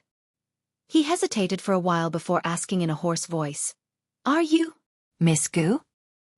He did not dare to recognize her. After all, she looked well-dressed and rich. She did not look like someone he knew at all. "My surname is Gu, and you are?" Gu Yundong thought for a moment and someone suddenly flashed across her mind. She widened her eyes and asked, "Are you Grandpa Yu?" Joy flashed across the other party's face. "You're really Yundong?" "Yes, it's me." Gu Yundong really did not expect that the old man she had met outside the Qingyuan prefecture would bump into her again. She took a few steps forward and walked to Grandpa Ye's side. "I didn't expect to see you again. How have you been recently?" Great, I'm fine." Just as he finished speaking, there was a gurgling sound in his stomach. Grandpa Yu immediately felt embarrassed. "I had some porridge in the morning. I went out for a walk and it was gone. There's a wonton shop over there. Let's go eat a bowl of wontons." No need. I'll just go home and eat." Gu Yundong had already helped him over. "It's been more than half a year since we last met. I'll catch up with you. I also want to try the wontons here. Grandpa Yu did not say anything else. He knew that she had always been kind. Before she left last time, she gave them a basket of food, which allowed the family to make it to Wanqing Prefecture. At the wonton stall, Yundong ordered 3 bowls of wontons. Grandpa Yu was indeed hungry. When he saw the white and fat wonton floating in the bowl, he couldn't help but wipe his face and lower his head to eat. Yundong waited for him to finish eating before asking, "Grandpa Yu, how did you recognize me?" Wasn't her image too different from before? Why was Grandpa Yu's eyes so sharp? Grandpa Yu wiped his mouth and couldn't help but laugh. "I've been squatting over there, looking for a job. When I heard the two of you talking, I felt that it sounded very familiar, so I couldn't help but follow behind. Actually, I didn't expect it to really be you. I was just asking when you discovered me." "I didn't expect." As he spoke, he could not help but sigh. Then he looked up and asked, "By the way, where are you staying now?" "I'm at the Xuanhe Prefecture." Grandpa Yu was stunned. Xuanhe Prefecture? You went to the Xuanhe Prefecture back then? Yes. Yundong nodded. "I originally planned to come here." She lied. In fact, her goal was the Xuanhe Prefecture from the beginning. She just did not tell anyone. But at that time, I saw too many people coming to Wanqing Prefecture. I thought that with so many people running over, what if it became chaotic again? So I went to Xuanhe Prefecture. "I see." Grandpa Yu muttered in a daze. No wonder we couldn't catch up to you when we sped up. No wonder your father couldn't find you no matter how hard he searched." Yundong stopped wiping the corners of her mouth and suddenly looked up at him in disbelief. "Grandpa Yu, what did you say? My father?"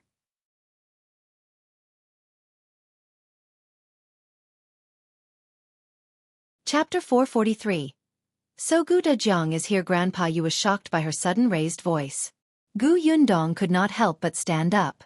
"I didn't hear wrongly. Did you just say my father? Have you seen my father?" Seeing this, Grandpa Yu nodded. "Yes, your father is in Wanqing Prefecture and has been looking for you." Yundong's breathing suddenly quickened. The surprise caught her off guard, and her hands began to tremble slightly. She hurriedly asked, "Then where is he now?" "Where is my father now? Can you take me to him?" "He went out yesterday and hasn't returned yet." After Grandpa Yu finished speaking, he saw her frown and looked disappointed. He hurriedly added, "But you don't have to worry. Your father usually comes back every 2 to 3 days. He heard that there was news of you yesterday and left in a hurry. I didn't have time to ask him where he was going. If he doesn't find you, he will still come back. He lives in the same courtyard as us. You'll see him in a day or 2. Yundong heaved a sigh of relief and sat back down. The joy on her face was still on. Tong Xue Tao, who was beside her, was also extremely excited. Unexpectedly, after they had just arrived at Wanqing Prefecture, while they were at a loss as to how to buy Musi, the heavens gave them such a huge surprise. Great! There was finally news of Old Master. Yundong calmed down a little and asked the owner of the wonton shop to pour 2 cups of tea. She then spoke again. "Grandpa Yu, can you tell me about my father? How did you meet him? How is he now?" "Your father has really suffered a lot to find you." After receiving the help of Yundong's basket of food, the 3 of them decided to come to Wanqing Prefecture. Initially, Yundong's family had set off less than half an hour earlier than them. They had thought that they could catch up to her if they were fast. They could travel together so that they could take care of each other. Unexpectedly, they never met again, but that was normal. At that time, there were too many people coming this way. It was crowded and they were all in a hurry to travel. It was indeed not easy to meet again. Later on, they arrived at Wanqing Prefecture. However, the city gate of Wanqing Prefecture was also closed, preventing anyone from entering. However, even at the city gate, there were people here who offered porridge for free. They could last for a while. The Yu family had also looked for Yundong, but there had been no news. It was only when the new emperor ascended the throne, the city gate opened, and a new order was issued that they finally heaved a sigh of relief. Just like Yundong's choice back then, the Yu family did not intend to return to their hometown, so they took root in Wanqing Prefecture. Unfortunately, They had no backing or money. In the end, they were assigned to a remote village by the local government. Not only was that place remote, but it was also especially poor. It was very difficult for men and women to marry, and the land was very barren. If they stayed in that village, they would probably live a hard life for the rest of their lives. After a discussion, the Yu family decided to register in the village. However, they went to the prefectural city to find work. At the very least, they had to try their luck. They still had some money on them, so they rented a small courtyard. However, it was easier said than done to find work in the prefectural city for those who had no roots. Especially since there were many refugees who had escaped from the famine here. They could endure hardship and demand low wages. Now, Grandpa Yes' son was helping someone move the goods. His grandson was working in a small shop, but the salary was pitifully low. Even so, he cherished this job. After all, if he didn't do it, there would be countless people waiting in line to do it.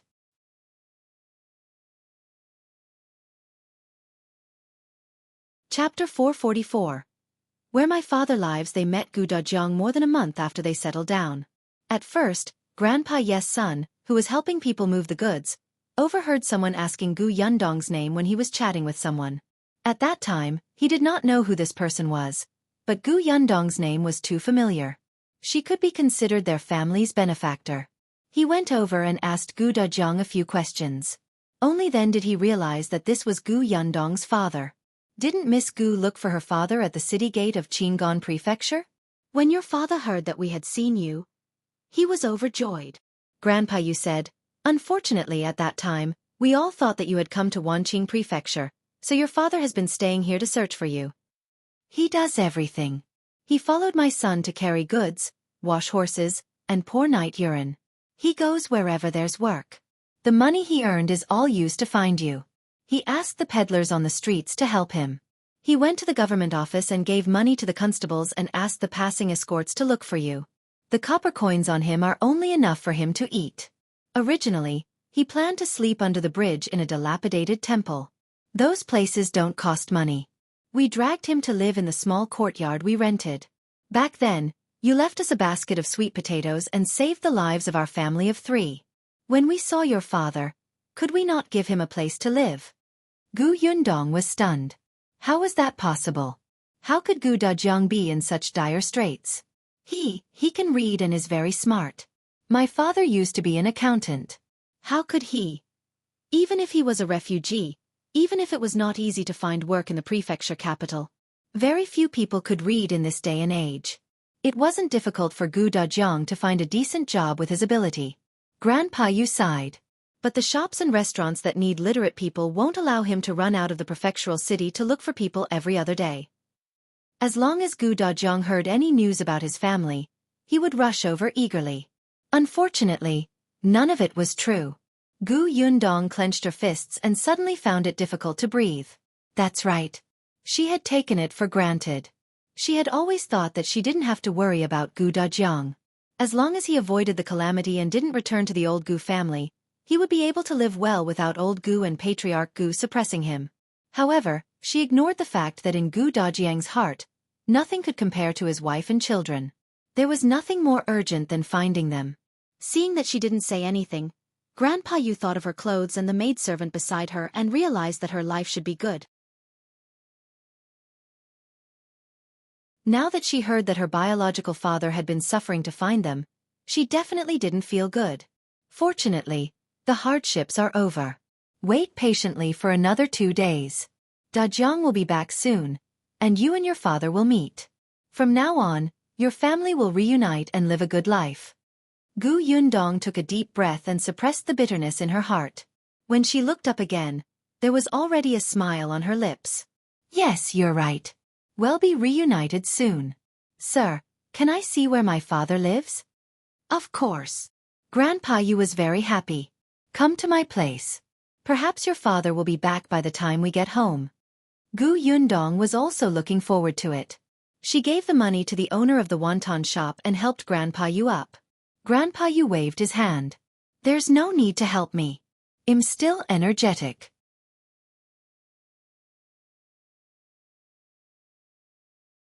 Chapter 445. Yu family. Grandpa Yu was overjoyed and strode forward to lead the way. However, this journey seemed to be a little far. By the time they arrived at his place, they had been walking for nearly 2 hours. Grandpa Yu looked a little embarrassed. He was used to walking, so he did not realize that there were 2 delicate young ladies following behind him.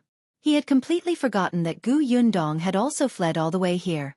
Her stamina was not inferior to his. The Yu family's courtyard was actually very remote. It could be considered a slum in the prefectural city. The surroundings were filled with indecent people, and the road was filled with potholes.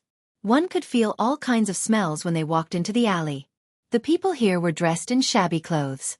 When they saw Gu Yundong, who looked like a young lady from a wealthy family, everyone glanced at them. However, when they saw that it was the Yu family, some people with ill intentions could only sigh regretfully.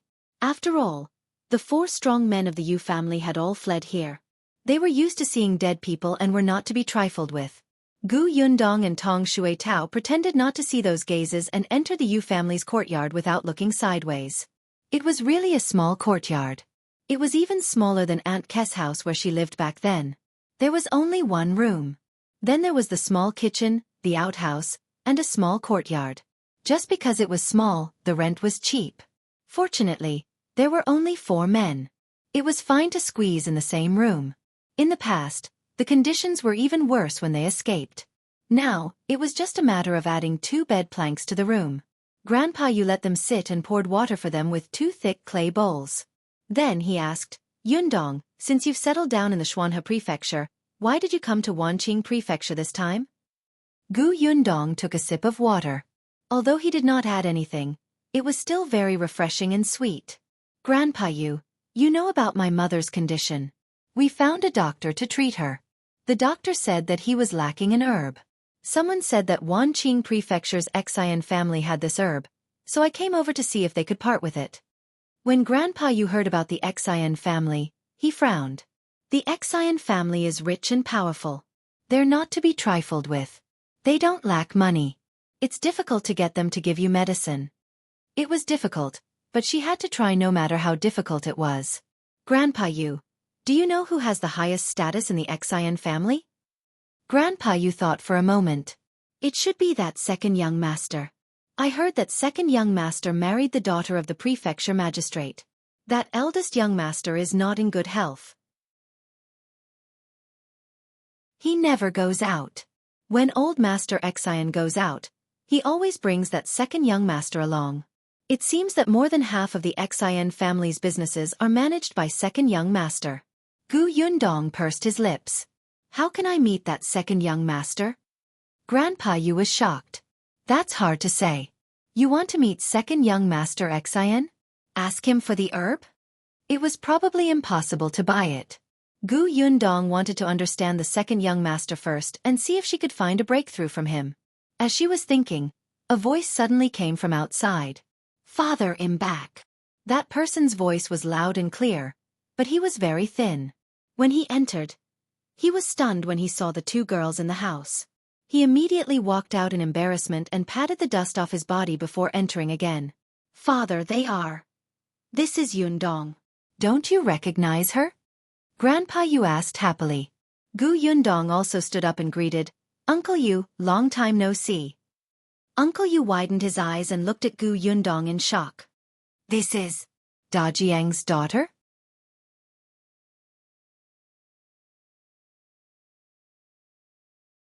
Chapter 446. Uncle Yes help, yes. Grandpa Yu looked proud, as if Yundong was his granddaughter. Uncle Yu looked at Gu Yundong a few times, but he could not associate her with the sloppy person whose gender was unknown. It had only been half a year. They were still dressed in shabby, thin, and weak clothes, but the girl from the Gu family looked like a young lady from a rich family. This disparity simply made people unable to be jealous. However, Uncle Yu was still very happy to see her. Grandpa Yu told him the process of meeting Gu Yundong, and finally talked about the Xian residence. When he heard that Gu Yundong wanted to see second young master, Uncle Yu could not help but frown. I've seen second young master once. Last time, someone wanted to build a relationship with the Xian family and specially stopped second young master. Second young master did not even give him the corner of his eye before that person was dragged away by his guards. If you want to see him, you may have to. Have to do what? Uncle Yu glanced at Gu Yundong and coughed twice. He said in embarrassment, the second young master of the Xian family is vulnerable to beautiful women. As soon as he finished speaking, he was slapped hard by Grandpa Yu. What are you talking about? Do you want Yundong to seduce that pervert? Father, I didn't mean that. That second young master is a lustful man. But his wife isn't easy to get along with either. She's also the daughter of the Prefecture magistrate. I'm just reminding the Gu girl not to appear in front of second young master rashly, so that she can avoid trouble. The Gu girl was very good-looking now. If she went to look for second young master directly, it would be no different from sending herself to his bed. Gu Yundong was stunned for a moment. Sitch smiled and said, "Thank you for your kind intentions, Uncle Yu. I understand. I'll try my best to avoid second young master." In that case, wouldn't it be even more difficult? She frowned and thought for a moment before asking, "Is there any way to enter the Xian residence?" Enter the Xian residence? This time, Grandpa Yu and Uncle Yu fell silent. After a long time, Uncle Yu thought of the basket of things on the way to escape. He gritted his teeth and said, "If you want to enter the Xian manor, I have a way." What is it? Gu Yundong asked hurriedly. I know a friend who delivers vegetables to the kitchen of the Xian residence. I'll tell him. You can follow him in tomorrow morning to take a look. Gu Yundong's eyes lit up. Really? Yes, but you can't walk around. If something happens and my friend is implicated, he won't care about you. Instead, he'll claim that he doesn't know you. Gu Yundong knew this rule. She did not want to implicate others. Besides, that person was only bringing her in because Uncle Yu had used a favor. She immediately nodded solemnly. I understand. Uncle Yu glanced at her again and turned to leave. He was going to talk to his friend. Gu Yundong and her maidservant had been staying at the Yu residence. Unfortunately, the sky was about to turn dark, but Gu Dajiang still hadn't returned. The Yu family's grandson had returned and was shocked to see Gu Yundong. Seeing that it was getting late, Gu Yundong left the Yu family with Tong Xue Tao. Since she knew that Gu Dajiang would return, she could only calm down and wait for him. When they went out, Uncle Yu sent them off. There were a few hooligans in the alley. When they saw Uncle Yu, they immediately felt very regretful. They could only watch Gu Yundong and her maidservant leave with burning eyes. The next morning, Gu Yundong followed Uncle Ye's instructions and went to wait outside the Xian residence. She was wearing a rough hemp garment and tied her hair up. Her chest was flattened, and her eyebrows were even thickened. She looked like a small worker.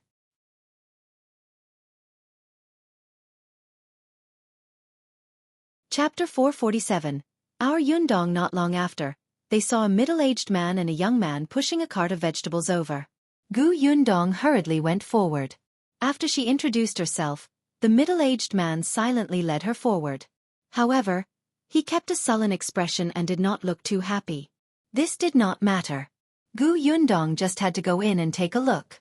Tong Xue Tao waited in the alley beside them. She was worried. Even though Gu Yundong asked her to wait for Gu Dajiang at the Yu residence, she refused. The middle-aged man pushed the vegetables into the back door of the Xian residence. When he saw the butler, he immediately put on a smile and praised him. Gu Yundong did not comment on this. It was just for the sake of living. There was still a distance from the backyard to the kitchen. Although Gu Yundong's head was lowered, the corners of his eyes kept drifting around. The Xian manor was indeed as rich and powerful as the rumors said. Not to mention the maids and servants who came and went, even the corridor they saw along the way, be it the workmanship or the carving, was very exquisite. Coupled with the trays held by the maidservant who walked past her, there were either jade bowls or jade plates on them. It was simply extravagant. Compared to them, she was simply worlds apart. She was not even qualified to be looked at. Gu Yundong's heart ached. Suddenly, Gu Yundong's ears pricked up when he heard the low voices of two maids. That person is really pitiful. He was tortured by second young madam and beaten up by second young master. Who asked him to recognize the wrong person? Sigh, poor thing. Cough, cough. The butler who was leading the way suddenly coughed heavily. The two maids were shocked and immediately shut their mouths. They lowered their heads and quickly walked away. Gu Yundong lowered her head and pretended not to hear her. Not long after, the few of them walked into the kitchen. The butler was very arrogant. He ordered Gu Yundong to move baskets of vegetables down. Put it here. Hey, be gentle. You're so clumsy. You can't even do a good job. Why are these vegetables so disheveled? They're all over the place. The chef will nag again later. Place these vegetables in order. Why are you casually placing this basket here? There are people coming and going. What if they trip? If they're holding something master wants in their hands and trip themselves over, you won't be able to compensate. Gu Yundong was speechless. She endured it. However, no matter how much she wanted to endure it, she did not even have the chance to leave the kitchen. It was really annoying. However, the worker who came with the middle-aged man thought that she was here to snatch work from him. He had disliked her since they first met and now, he was even going against her. Gu Yundong felt that it was a mistake to follow the delivery man. After unloading the last basket of vegetables, she asked the butler where the toilet was. Unexpectedly, the butler glanced at her from the corner of his eyes. What toilet? You want to use the toilet in the Xian residence? Aren't you done with your work? Bear with it until you get back. Gu Yundong was speechless. She almost wanted to curse aloud. Just as she was wondering if she should find another excuse, she suddenly saw a middle-aged woman walk in valiantly. Gu Yundong took a glance and saw that although this woman was very imposing, the clothes she was wearing did not match her at all. It was as if a countrywoman was wearing the clothes of a noblewoman. The woman glanced around the kitchen and said, "Where's our Yundong's bird's nest? Is it ready?"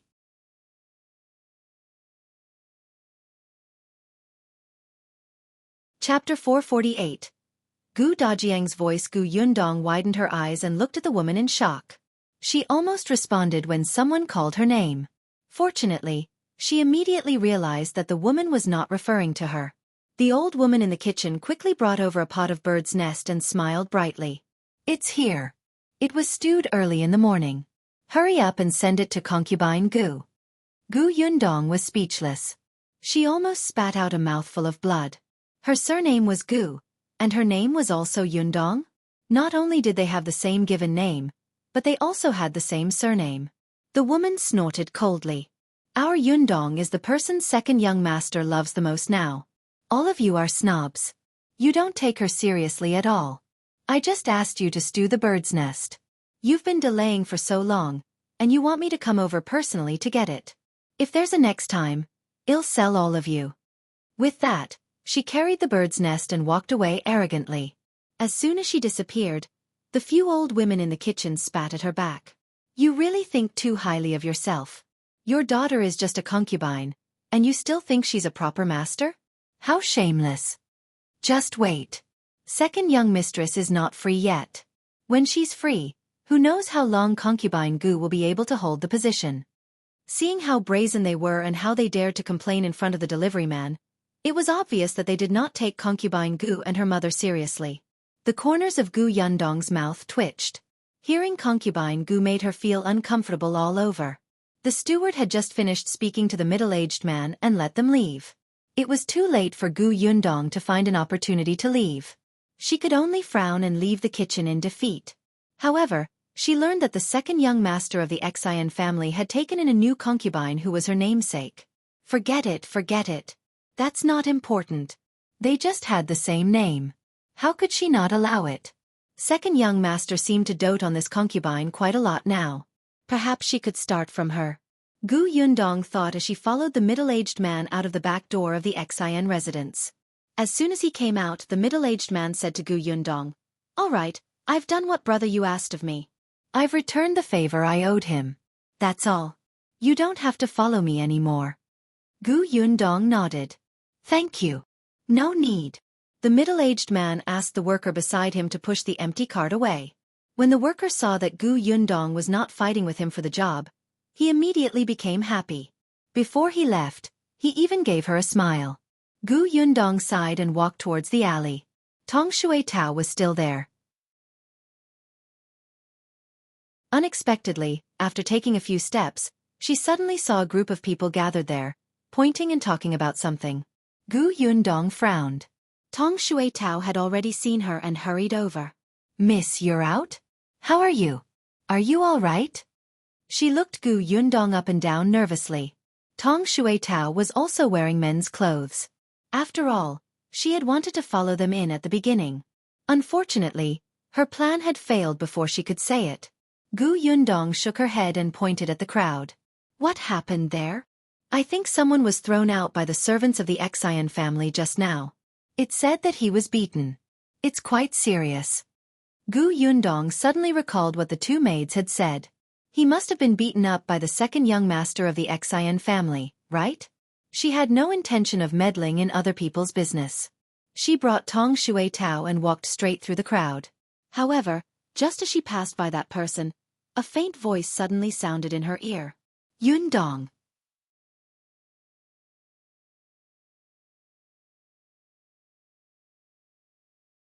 Chapter 449. Finally meeting Gu Dajiang. Gu Yundong's ears were sharp. When she heard these two words, her body stiffened. She suddenly turned her head to look at the person lying on the ground.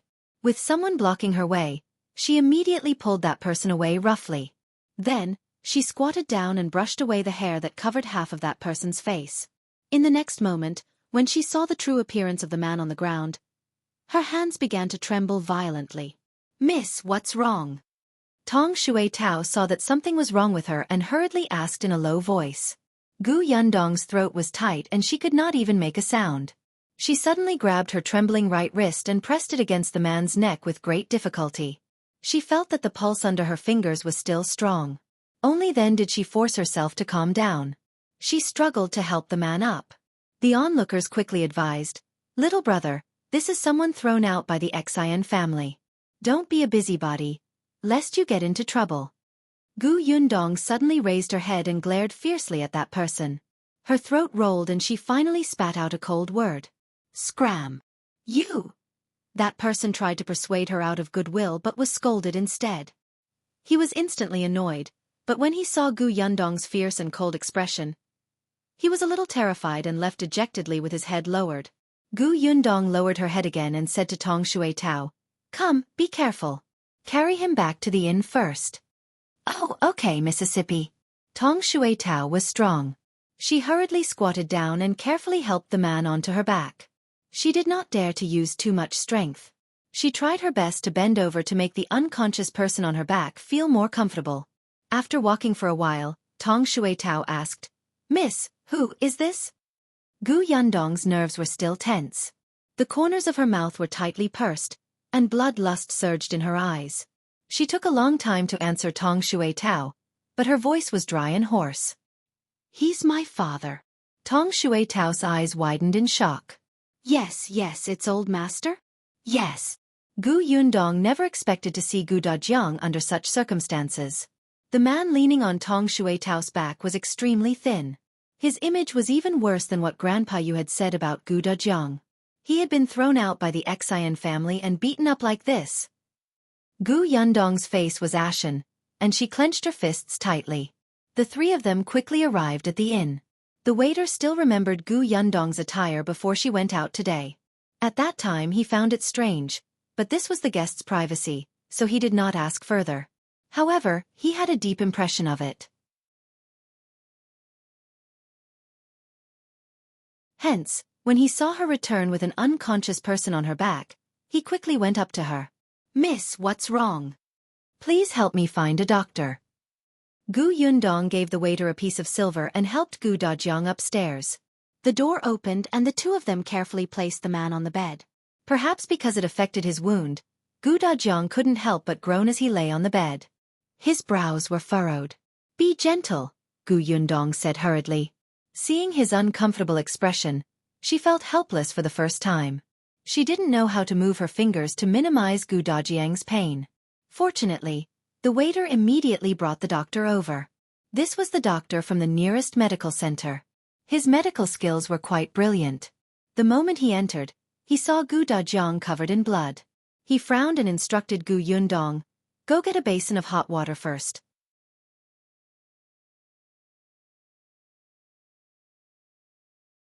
Chapter 450.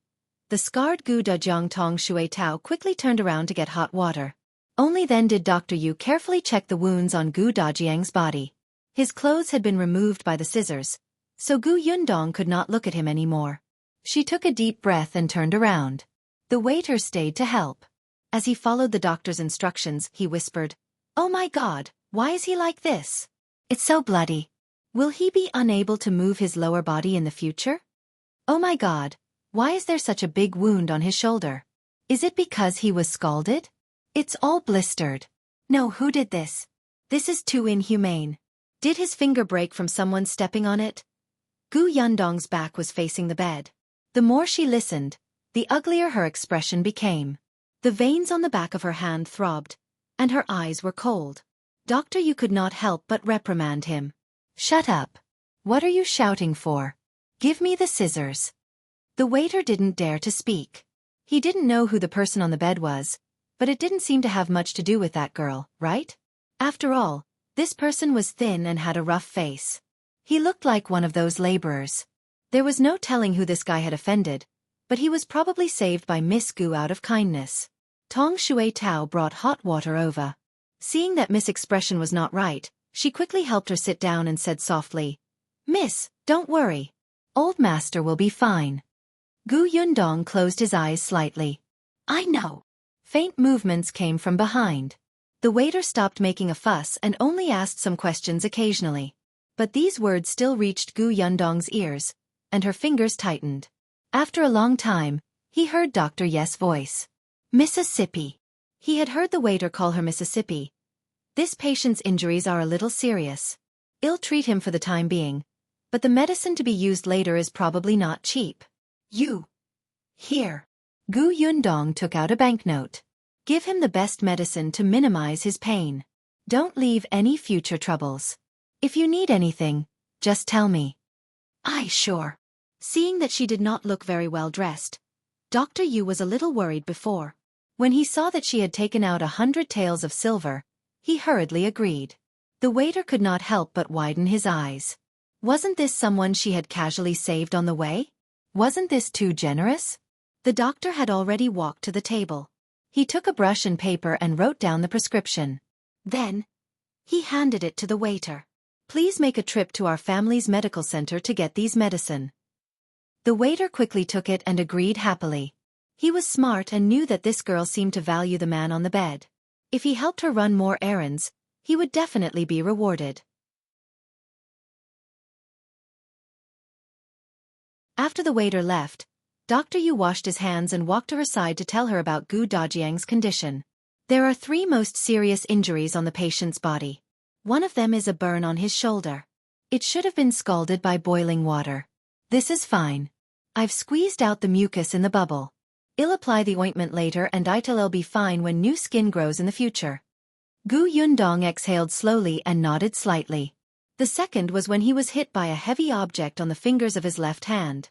2 of the bones in his fingers were broken. As soon as Dr. Yu finished speaking, Tong Shui Tao covered her mouth and gasped. Dr. Yu looked up at her and continued to say to Gu Yundong, who had a tense expression, "I'll use a splint to fixate the fingers.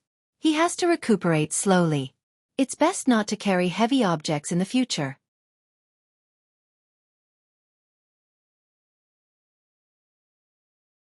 Chapter 451. Missed something. The third injury is the injury on his back. Dr. Yu sighed. This is the most serious. The person who hit him is not skilled. His external injuries are serious, and his internal injuries are not easy either. Internal injuries? Gu Yundong immediately thought of the bottle of internal injuries medicine that Shao Qingyuan had given her. She quickly searched her sleeve and actually took out the small porcelain bottle from her space. She said to Dr. Yu, "This is medicine for internal injuries. Take a look and see if it will conflict with the medicine you prescribed." Dr. Yu was stunned for a moment. He poured out a pill and sniffed it. Then, he scratched it with his nail and tasted a bit. After a while, his eyes lit up and he hurriedly nodded. "It's useful. I'll feed him one now." He took the medicine and quickly crushed it. He mixed it with water and fed it to Gu Dajiang. Seeing that he had consciously swallowed it, the doctor heaved a sigh of relief and came back to say, "You also need to pay more attention to his external injuries. This wound is prone to festering pus, and it may cause a fever. That's very dangerous. Gu Yundong knew that if the wound was not treated properly, it was easy to get inflammation and infection, especially in this weather.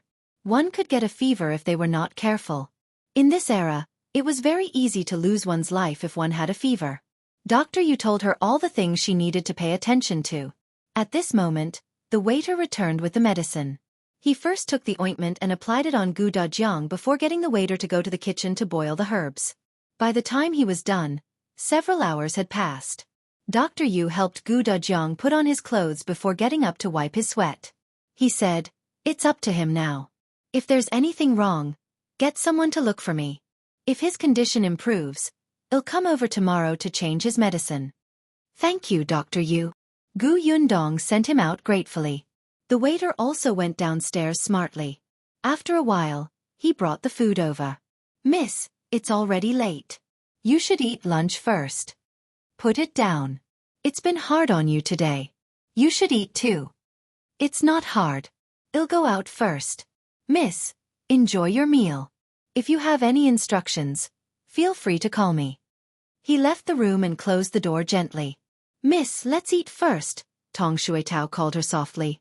It was rare for her to speak softly, because Miss seemed to be in a bad mood, and Master's condition was not optimistic. Gu Yundong was not in the mood to eat. She let Tong Shuetao eat first, but she walked to the bed and sat there looking at the unconscious Gu Dajiang. She suppressed the anger in her heart and slowly closed her eyes. After a long time, she looked at the person on the bed again. Gu Dajiang was very thin. He had originally been very thin, but he wasn't as haggard as he was now. He looked like he had aged a few years. She thought that she was different from Gu Dajiang. In her heart, Gu Dajiang was only someone who existed in her memories. If not for Madame Yang and the others, she would not have cared about his life at all. To her, Gu Dajiang was just a familiar stranger. Later on, after spending time with her mother, Yunshu, and Yunka, Gu Yundong's heart gradually warmed. Gu Dajiang's presence in her memory was so strong. Therefore, in her memories, Gu Dajiang's image gradually became three-dimensional in her mind. He became flesh and blood and she had feelings for him. Perhaps it was because she remembered that Gu Dajiang was too capable that she felt that even if he was alone, he would still lead a good life. At least, it would be much better than her bringing up her mother and siblings. He might even have already started a big business. However, she had overlooked the most important point.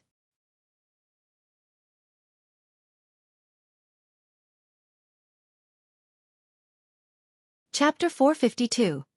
Gu Dajiang Awakens. Gu Dajiang valued relationships. He valued his family more than himself. In his heart, his wife was ignorant of the world.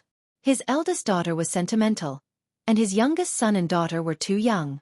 How could such a family of four survive safely in the wilderness surrounded by jackals, tigers, and leopards? Of course, he had the ability to do something, but he couldn't wait. He was afraid that if he was a little slower, he might not be able to find his wife and children again. Perhaps in Gu Dajiang's heart, he didn't dare to hope that his 4 family members were all alive. He could only think of finding as many as possible. He could not slow down. Therefore, as Grandpa Yu had said, other than the money for food, he had used all the money to find his wife and children. The corners of Gu Yundong's mouth were straight. At this moment, she finally felt the deep love Gu Dajiang gave her. "Miss, don't worry. Old Master will definitely be fine. Let's use the best medicine." Tong Shuetao had already finished eating.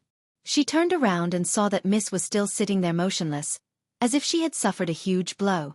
For a moment, she felt a little sad and guilty. If she had gone over to bring Old Master back to find a doctor the moment he was thrown out by the Xian family, would Old Master's injuries not have become so serious? It was all the Xian family's fault. They had gone too far. What right did they have to beat Old Master into such a state? "Miss, eat something first. After you're full, you'll have the strength to take care of Master when he wakes up, right?" Gu Yundong nodded slightly and reached out to touch Gu Dajiang's forehead. Fortunately, he did not have a fever. Only then did she sit at the table and eat. Tong Shuetao diligently fetched hot water again. Seeing that Gu Dajiang's face was covered in sweat, she carefully wiped it for him. As Gu Yundong was eating, She suddenly thought of something. Xue Tao, go to the Yu residence later. We agreed yesterday that we would go to the Yu residence when we came out of the Xian residence. It's already this hour. I'm afraid Grandpa you will be worried about us. Tong Xue Tao also thought of this and suddenly slapped her head. I forgot too. All right, I'll go over immediately. By the way, tell Grandpa you that my father has been found. After a pause, she added, don't say anything about him being injured.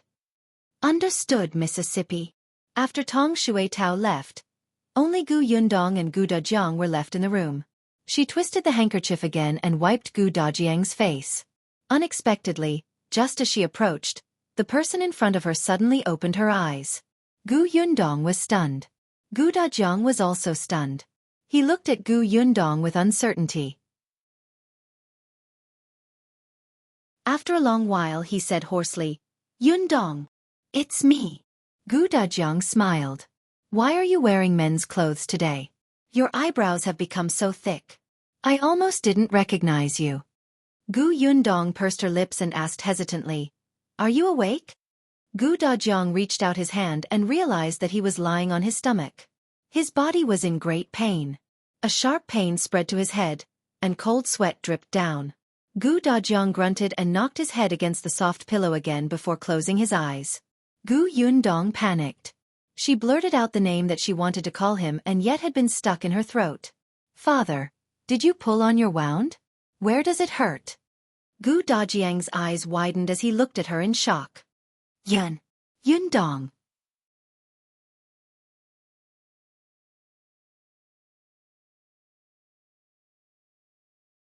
Chapter 453, Father and Daughter Reunion. It's me, Dad. Gu Dajiang gasped. I'm not dreaming? As he spoke, he grabbed Gu Yundong's hand with great force. He stared at Gu Yundong, afraid that he would blink and the person in front of him would suddenly disappear again. Gu Yundong slowly squatted down and let him hold her hand. He smiled and said, yes, you're not dreaming. Father, I'm in front of you. I'm fine. You found me. Gu Dajiang's eyes widened as he listened to her seriously. His lips trembled slightly, and his hand that was holding her trembled slightly too. Slowly, this trembling became more and more intense, just like the torrential emotions in his heart. Gu Yundong gently put her other hand on it and said gently, Father, do you hurt anywhere? You're injured. The doctor said that you can't move around. Gu Dajiang finally blinked, but his voice was hoarse. Yundong, is it really you? Yeah. It's really you? It's me. It's true. It's actually true. Dad. Gu Dajiang suddenly grinned. In the next moment, tears flowed out and slowly slid down his face to the pillow. Dad. I'm fine. I'm fine. I'm just happy. I'm happy. His voice was choked with emotion. After searching for so long, he was almost in despair. When the planks of the Xian family hit him and he was thrown out on his last breath, the only regret in his heart was that he could not find his wife and children. He did not know if they were still alive or if they were waiting for him in heaven. He did not expect his daughter to be by his side the moment he woke up. He was satisfied. His wounds didn't hurt at all. He was glad. Had never been so glad. Gu Yundong quickly wiped his tears with a handkerchief. The corners of her eyes could not help but tear up. Her eyes turned red. I'm happy too. Gu Dajiang grinned like a child. But in the next moment, he suddenly raised his head slightly and looked behind Gu Yundong. However, there was no one there. His hand could not help but tremble slightly. He wanted to speak, but he did not know how to. Gu Yundong quickly knew who he was looking for. She smiled and said, Mother and Yunshu and Yunka are all fine. Gu Dajiang was stunned. His gaze landed on her again. Gu Yundong continued, Back then, I saw that the Qingyuan Prefecture was in chaos. I was afraid that I could not protect my mother and younger siblings, so I brought them to the Xuanhe Prefecture. Now, they have settled down in Yongfu village under the Xuanhe Prefecture. They are all at home, waiting for us to return. After a pause she said, I'm sorry, Father. I didn't fulfill my promise to you. No, you did the right thing. You did the right thing. Gu Dajiang's voice became lighter. Knowing that his family was safe, he seemed to be in high spirits. There's nothing more important than your safety. I didn't think it through back then. I didn't expect the city gate of Qingyuan Prefecture to be tightly shut, causing chaos. What about you? Gu Yundong did not want him to continue blaming himself. She changed the topic and asked, why did father come to Wanqing Prefecture? Actually, I went to Qingyuan Prefecture to look for you. I even met Bao Chunhua and his wife. They said that they had seen you and saw you leave the city gate with their own eyes. Unfortunately, they didn't know where you went after you left. I even went. She paused and did not tell him that she had been to Gu village. She would take it slow. So many things had happened in Gu village. She had to tell her father, but she did not want to say it yet.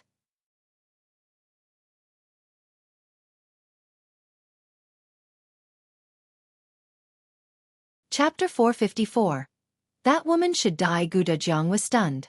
He really didn't expect her to have been to Qingyuan Prefecture. He pursed his lips and frowned. Back then, I thought that you would wait for me in Qingyuan Prefecture, so I kept looking for you there. Later on. He lowered his voice. I bumped into your aunt later. Gu Qiuyue? Gu Yundong was flabbergasted. Isn't she dead? Dead. Gu Dajiang frowned. When did she die? She was still alive when I met her. Although he and Gu Qiuyue were siblings, their relationship was really weak. It could even be said that they had become enemies. From his tone, it was obvious. I met my uncle. He said so. However, this was not important. What happened after you met my aunt? She said that you came to Wanqing Prefecture. Actually, I didn't believe her at first. However, Gu Dajiang later asked around.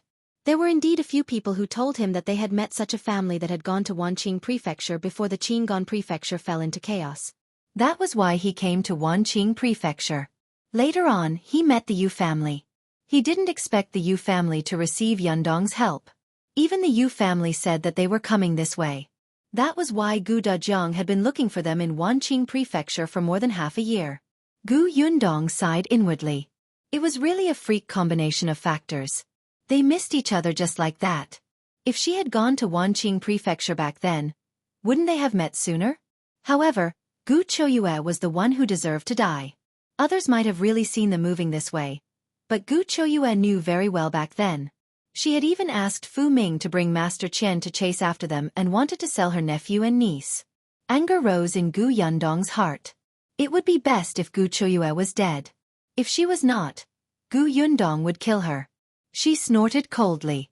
Seeing the fatigue flash across Gu Dajiang's face, she knew that she had said too much. She would talk about this slowly in the future. He was still injured and should be resting. She had neglected it. Father, you're still injured. It's more important to recover first. Now that we're reunited, there's plenty of time to talk in the future. I still have many things to tell you. Okay. He had found his wife and children, so he naturally had to live well. Recovering from his injuries was most important. He could not go back to see his wife and children like this. By the way, eat something first. I've been asking the waiter to prepare sweet porridge. Father, fill your stomach first. Then, drink the medicine prescribed by the doctor before you rest. As she spoke, she hurriedly opened the door and let the waiter bring the warm porridge over. Gu Dajiang looked at Gu Yundong's back and smiled. Gu Yundong fed him small bites.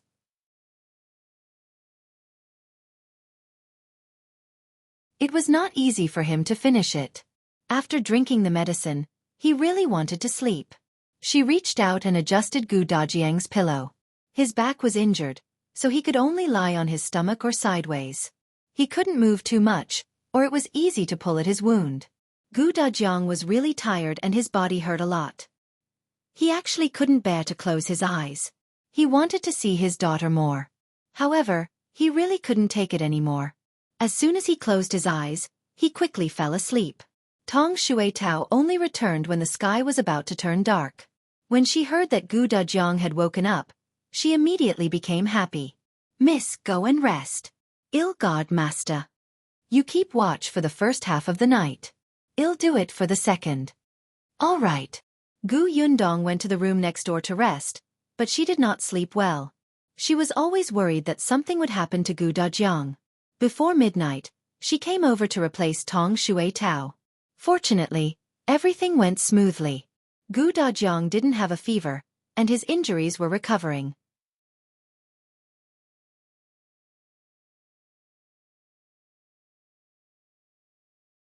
Chapter 455. Yundong is really good looking after dawn. Dr. Yu came over again. After showing it to Gu Dajiang, he heaved a sigh of relief. I'll change his bandage first. Continue taking the medicine I prescribed yesterday. Thank you, Dr. Yu.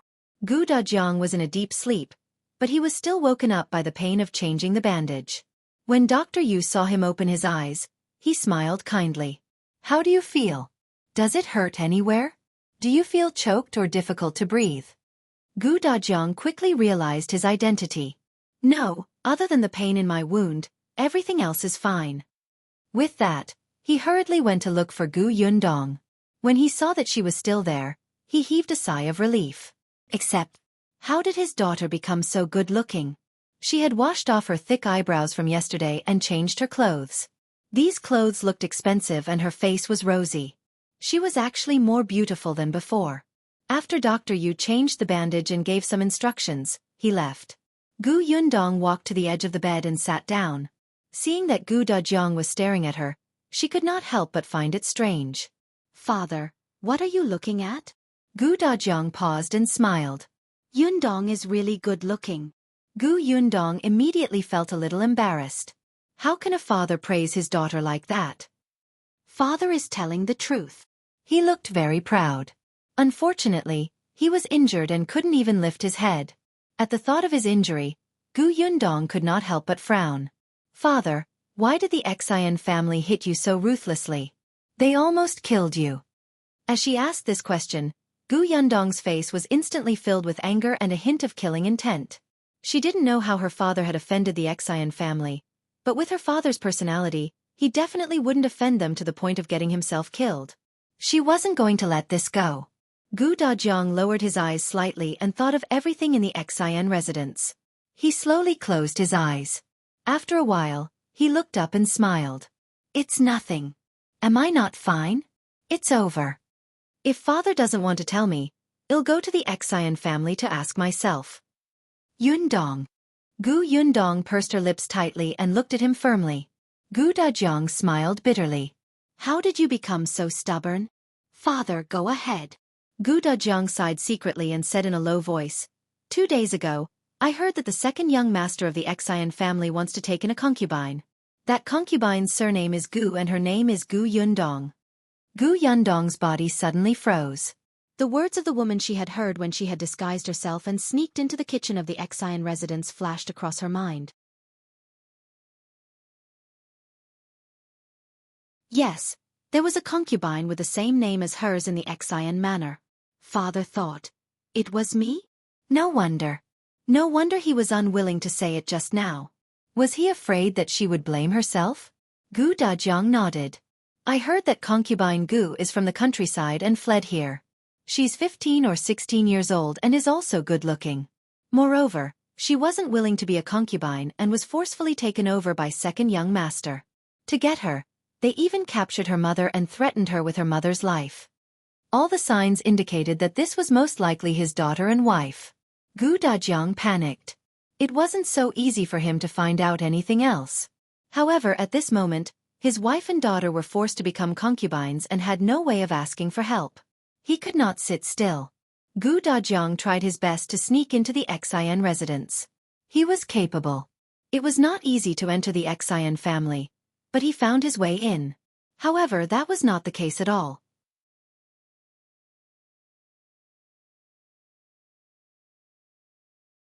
Chapter 456. Those 3 bastards. That person called Gu Yundong was indeed unwilling at first, but her mother was not captured by the second young master.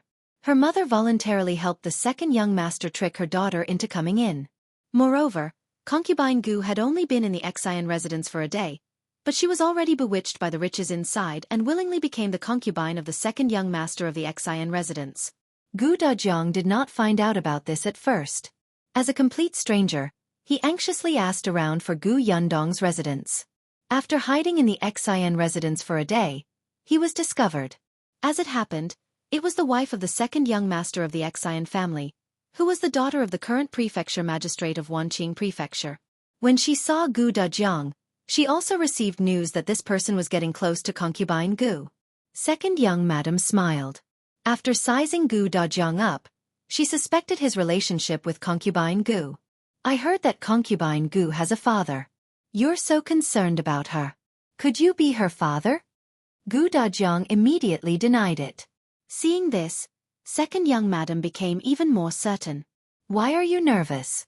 Are you afraid that he'll use you to threaten concubine Gu? Gu Dajiang refused to admit it even more badly. However, regardless of whether second young madam was really certain or just in a bad mood, she said, if you admit your relationship with concubine Gu, I'll let you go. If you don't admit it, you're a thief who barged into my Xian manor. When she said this, her eyes turned sharp. She directly said to the guard of the Xian family, break his fingers. This is the price for daring to break into the Xian residence. Gu Dajiang didn't even have time to explain before his fingers were pressed to the ground. The guard knocked him over with a stick. He fell back in pain, but a maid behind him poured a hot teapot on him. In an instant, he was so hot that his entire body convulsed and his shoulders immediately blistered. However, his torture was not over yet. Someone had told concubine Gu. Concubine Gu brought second young master over and said that second young madam had deliberately found someone to impersonate her father to ruin her reputation. Only then did Gu Dajiang realize that he had mistaken her for someone else. Concubine Gu wasn't his daughter. Although her family had fled here, they had fled here when their ancestors were still alive. Second young master naturally could not reprimand second young madam. He was already in the wrong for taking a concubine. However, concubine Gu was his new favorite and she was still new. He had to stand up for her, right? Hence, he pushed all the blame to Gu Dajiang.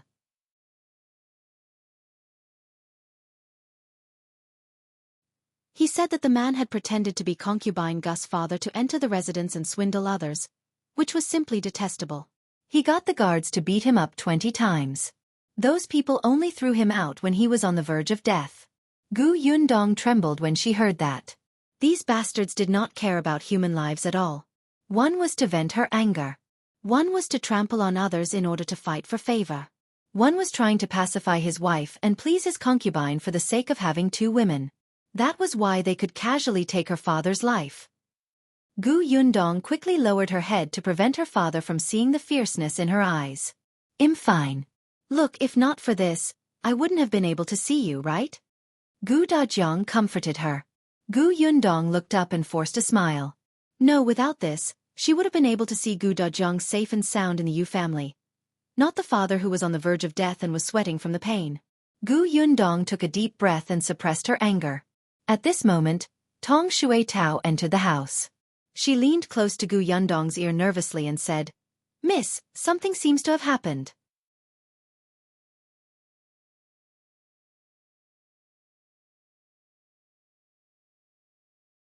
Chapter 457. Are they looking for us? Gu Dajiang was stunned when he saw Tong Xue Tao. And what did she call Yundong just now? Miss? He looked at the two of them in shock. Only then did Tong Xue Tao realize that Gu Dajiang had woken up. She hurriedly said respectfully, Master. Gu Dajiang was speechless. Gu Yundong asked Tong Xue Tao, what happened? The latter suddenly reacted. She glanced at Gu Dajiang and lowered her voice even more. Only Gu Yundong could hear her. Young miss, I was at the entrance of the inn just now and saw the second young master of the Xian family coming over aggressively with 2 guards. Do you think he knows that we brought old master back and is here to settle the score? Gu Yundong stood up. I'll go out and take a look. Take care of my father. Yes, my lady. Gu Yundong opened the door and saw a rich man's son entering the inn with 2 guards. He was walking upstairs. Why would the second young master of the Xian family be so free? He even intervened when someone they didn't care about had been saved, and even personally brought people to settle the score? Gu Yundong felt that it was unlikely. As expected, although the young master came up, he turned around and walked in another direction. Soon, the innermost room in the corridor was opened by a middle-aged man, who respectfully invited him in. As for the 2 guards at the back, they stopped at the door and stood outside dutifully. Before the middle-aged man closed the door, he said to the waiter outside. Go make a pot of good tea. Yes. The waiter immediately turned around and went downstairs. Yundong narrowed her eyes and immediately turned to enter the room beside her. She found the coarse linen clothes she had worn yesterday and quickly changed. Then, she casually stuffed her hair into her hat. Her eyebrows were thick, and her face was dark. Finally, he changed his shoes and came out. Coincidentally, the waiter had just gone upstairs. Yundong quickly took out a gun from her space. It was a toy gun. Because it was too vivid, Yundong used it to scare people. After all, in the apocalypse, all kinds of demons and ghosts had appeared after losing their humanity. When they saw good-looking women, they felt that they were easy to bully. Yundong had scared many people away with this toy gun. The bullet of this gun was round like a sugar ball. It would not hurt anyone, but it would definitely hurt the victim when shot from the muzzle. She aimed at the waiter's knee and fired 2 shots. The waiter bent his knees and almost threw the tray in his hand.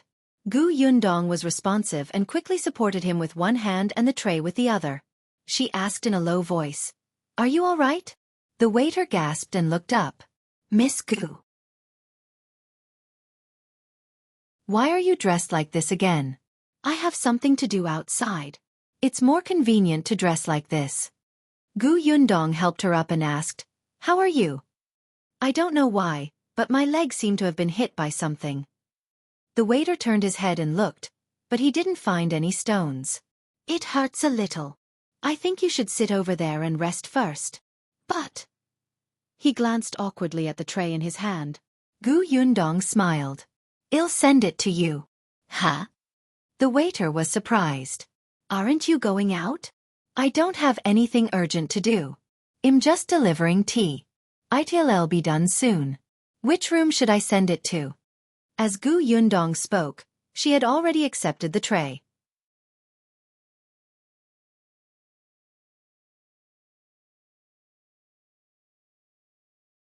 Chapter 458. Secret recording. The waiter subconsciously pointed to the innermost room. Yundong nodded. All right, I'll do it. You've been helping me run errands for the past 2 days. Take it as my thanks. Before anyone could react, she had already left with the tray. Only then did the waiter reach out and rub the bend of his leg. Then, he stood up straight and walked for a while. It didn't hurt anymore? He let out a sigh of relief and immediately thought about it. That's not right. He was so diligent in running errands for Miss Gu because he wanted a bonus.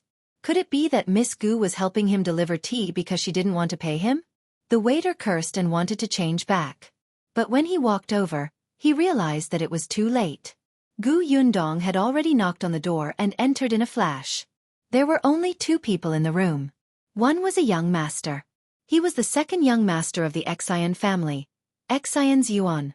Opposite him was a middle-aged man. No one knew who he was.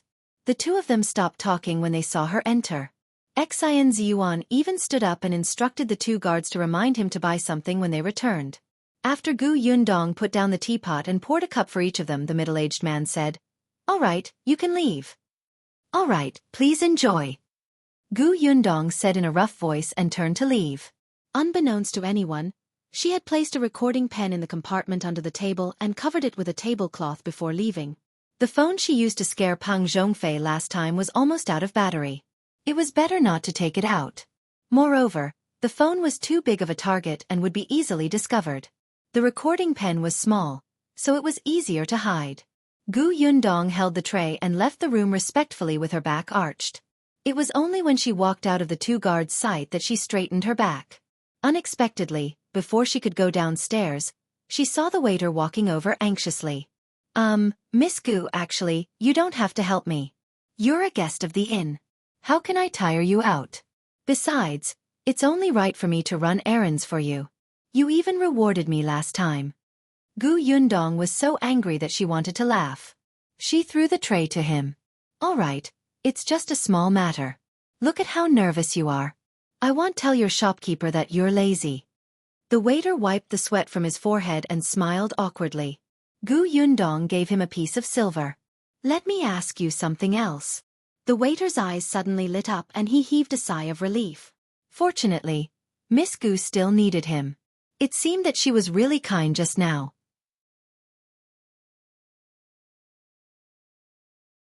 She was indeed a beautiful and kind girl.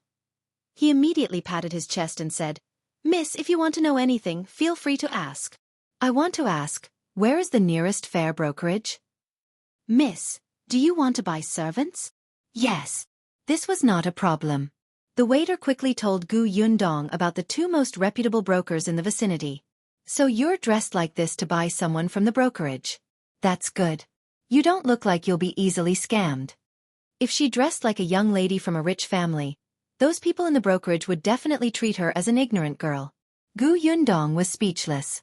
She nodded affirmatively. Yes. As she spoke, someone called for the waiter. He quickly turned around and went downstairs. Only then did Gu Yundong shake her head and push open Gu Dajiang's room. Unexpectedly, the moment she entered, she saw Gu Dajiang and Tong Xue Tao looking at each other in silence.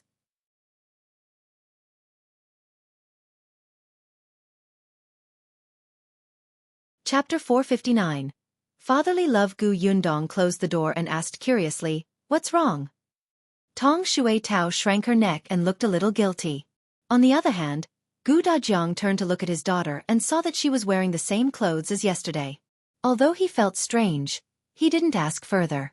However, he glanced at Tong Xue Tao and said, "This? Miss Tong said that she's the maidservant you bought? Her entire family is servants of the Gu family?" At this moment, Gu Dajiang still didn't know that there were 6 people in the Tong family. He thought that it was just her parents and her. Gu Yundong looked at Tong Xue Tao, who laughed dryly. "I thought Miss had spoken to Master, so..." Gu Yundong could not help but laugh. She had thought that something was up. "Father, I have something to tell you too. I plan to buy 2 more servants to take care of you." She sat beside Gu Dajiang. Seeing that he was in good spirits, she couldn't help but smile. Gu Dajiang was stunned.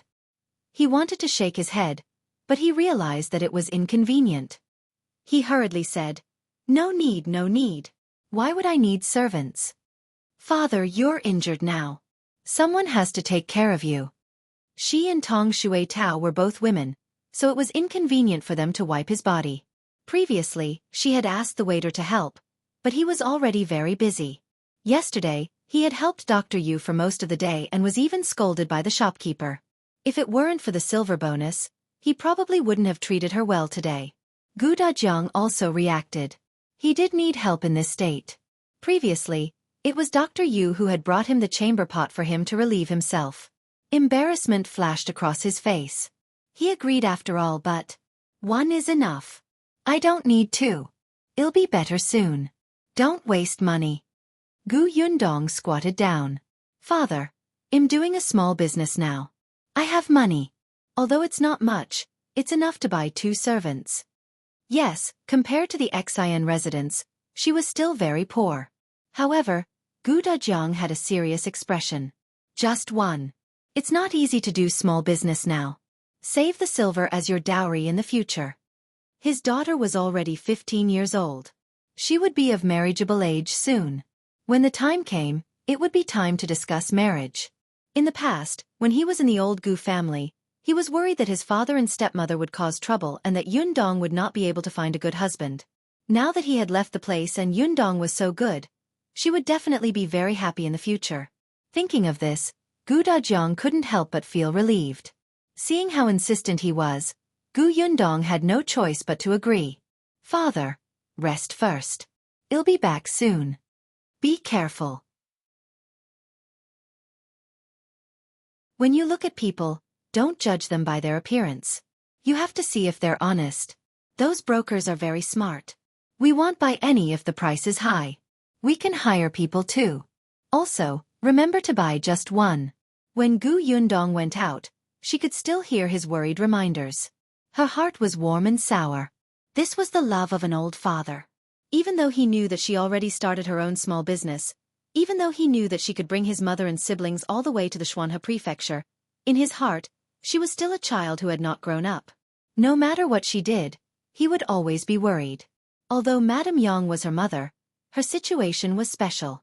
She looked more like her child. Now, in front of Gu Dajiang, she was the daughter who needed his care. Even though he was lying in bed and couldn't do anything. Gu Yundong's smile widened. Looking at the sky outside, It seemed to be filled with joy from head to toe.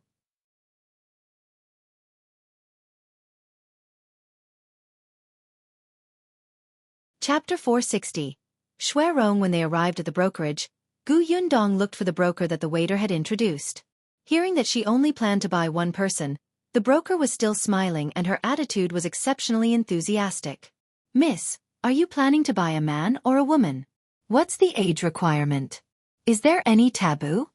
Yundong did not speak in a rough voice. It was too tiring. She had changed into men's clothes purely to deliver tea to the second young master of the Xian family. Now that she spoke, her voice was delicate and tender. The broker immediately recognized her gender. Yundong sat in the reception room and took a sip of tea before saying, "I want a man. He must be agile, honest and strong. There's no taboo." "All right, wait a moment, Mississippi." The broker smiled and went out. After a while, she brought a row of men in. This prefectural city was different from the county city. There were many people. Yundong raised her head and listened to the broker's introduction. This one used to be a stable driver. The previous owner thought that his driving was unsteady, so he sold him. This person is selling himself.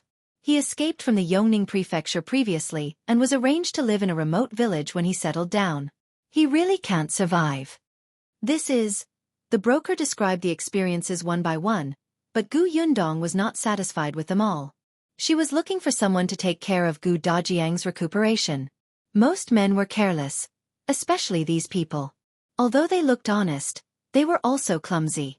Not only would they not do their job well, but they would also worsen her father's condition. Seeing that she was dissatisfied, the broker immediately waved her hand and let these people leave. "Miss, what are you planning to do with the servant?" "To take care of a patient." After thinking for a while, Yundong added, "It's best if they have such an experience or used to be an apprentice in the medical hall and pharmacy. Do you have any?" The broker was stunned for a moment. She thought for a moment and said, "There is one." This person's original young master's body was weak all year round. He had served the young master for a few years and is a meticulous person. However, that young master's condition worsened once and he was in danger. His mother said that these servants didn't serve him well and killed 2 of them. The rest were sold. Yundong raised his eyebrows. From the meaning of her words, the servants were innocent victims who took the blame. She nodded. "Tell the man to come. I'll take a look." The broker quickly brought him over. He was a man in his early 20s and looked very thin and weak. There was no expression on his face.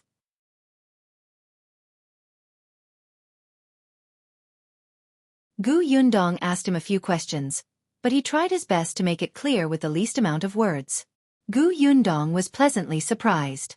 Although this person was taciturn, he spoke clearly and was very organized. Moreover, he was very clear about the things to take note of when taking care of a patient. Although he was thin, he was quite strong. "Him then." The broker's face lit up. "All right, then I'll prepare the contract for you now." She was actually relieved. This person was not easy to sell. It was mainly because everyone felt that it was very unlucky that the guy had served a patient who did not end well. He had been in the brokerage for a few months, but he had not been sold. The man was also a little surprised, but he quickly calmed down. Yundong waited until they left the brokerage before asking with interest, "Your name is Xue Rong, right? Who was your previous master?" Xue Rong paused for a moment and answered simply, "Xian family." Yundong stopped in her tracks. The Xian family? Was it the Xian family that she knew about?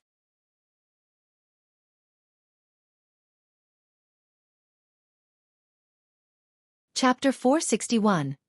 Xian Zhiyuan left. That's right. Yundong remembered that the eldest young master of the Xian family seemed to be in poor health all year round.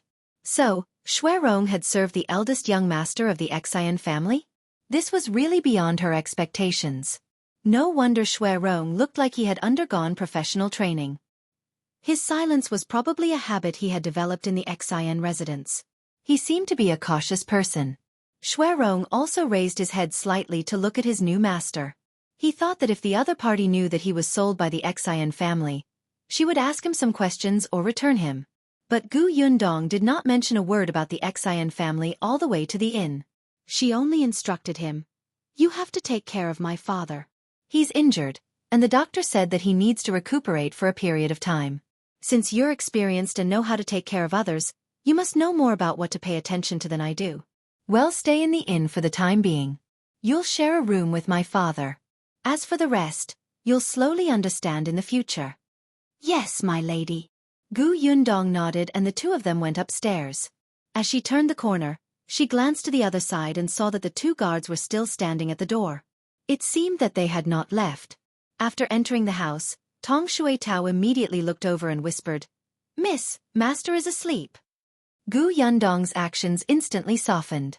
He introduced Xue Rong to her before bringing him to the edge of the bed. "This is my father, Gu Dajiang. I've told you about his injuries.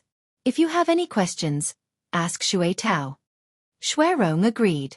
Gu Yundong looked at Gu Dajiang again before leaving. She had to keep an eye on Zhiyuan's door and see when he was leaving. She was going to retrieve the recording pen. Gu Yundong went downstairs and asked the waiter for lunch. She ate slowly while waiting. There were a lot of people in the lobby. No one would notice her if she sat in the corner. About half an hour later, someone finally appeared at the staircase on the second floor. Gu Yundong narrowed her eyes. As expected, she saw Zhiyuan coming down with two guards. Not only them, but the middle-aged man also came down. "Good. Now there's no one in the room." The middle-aged man instructed the waiter, "Clean up my room." "All right," the waiter replied. He instructed the other waiter to look after the customers downstairs and went to the second floor.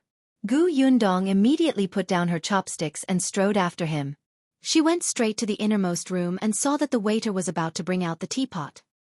He was stunned for a moment when he saw her. "Miss, why are you here?" "I was looking for you," Gu Yundong said as she walked inside.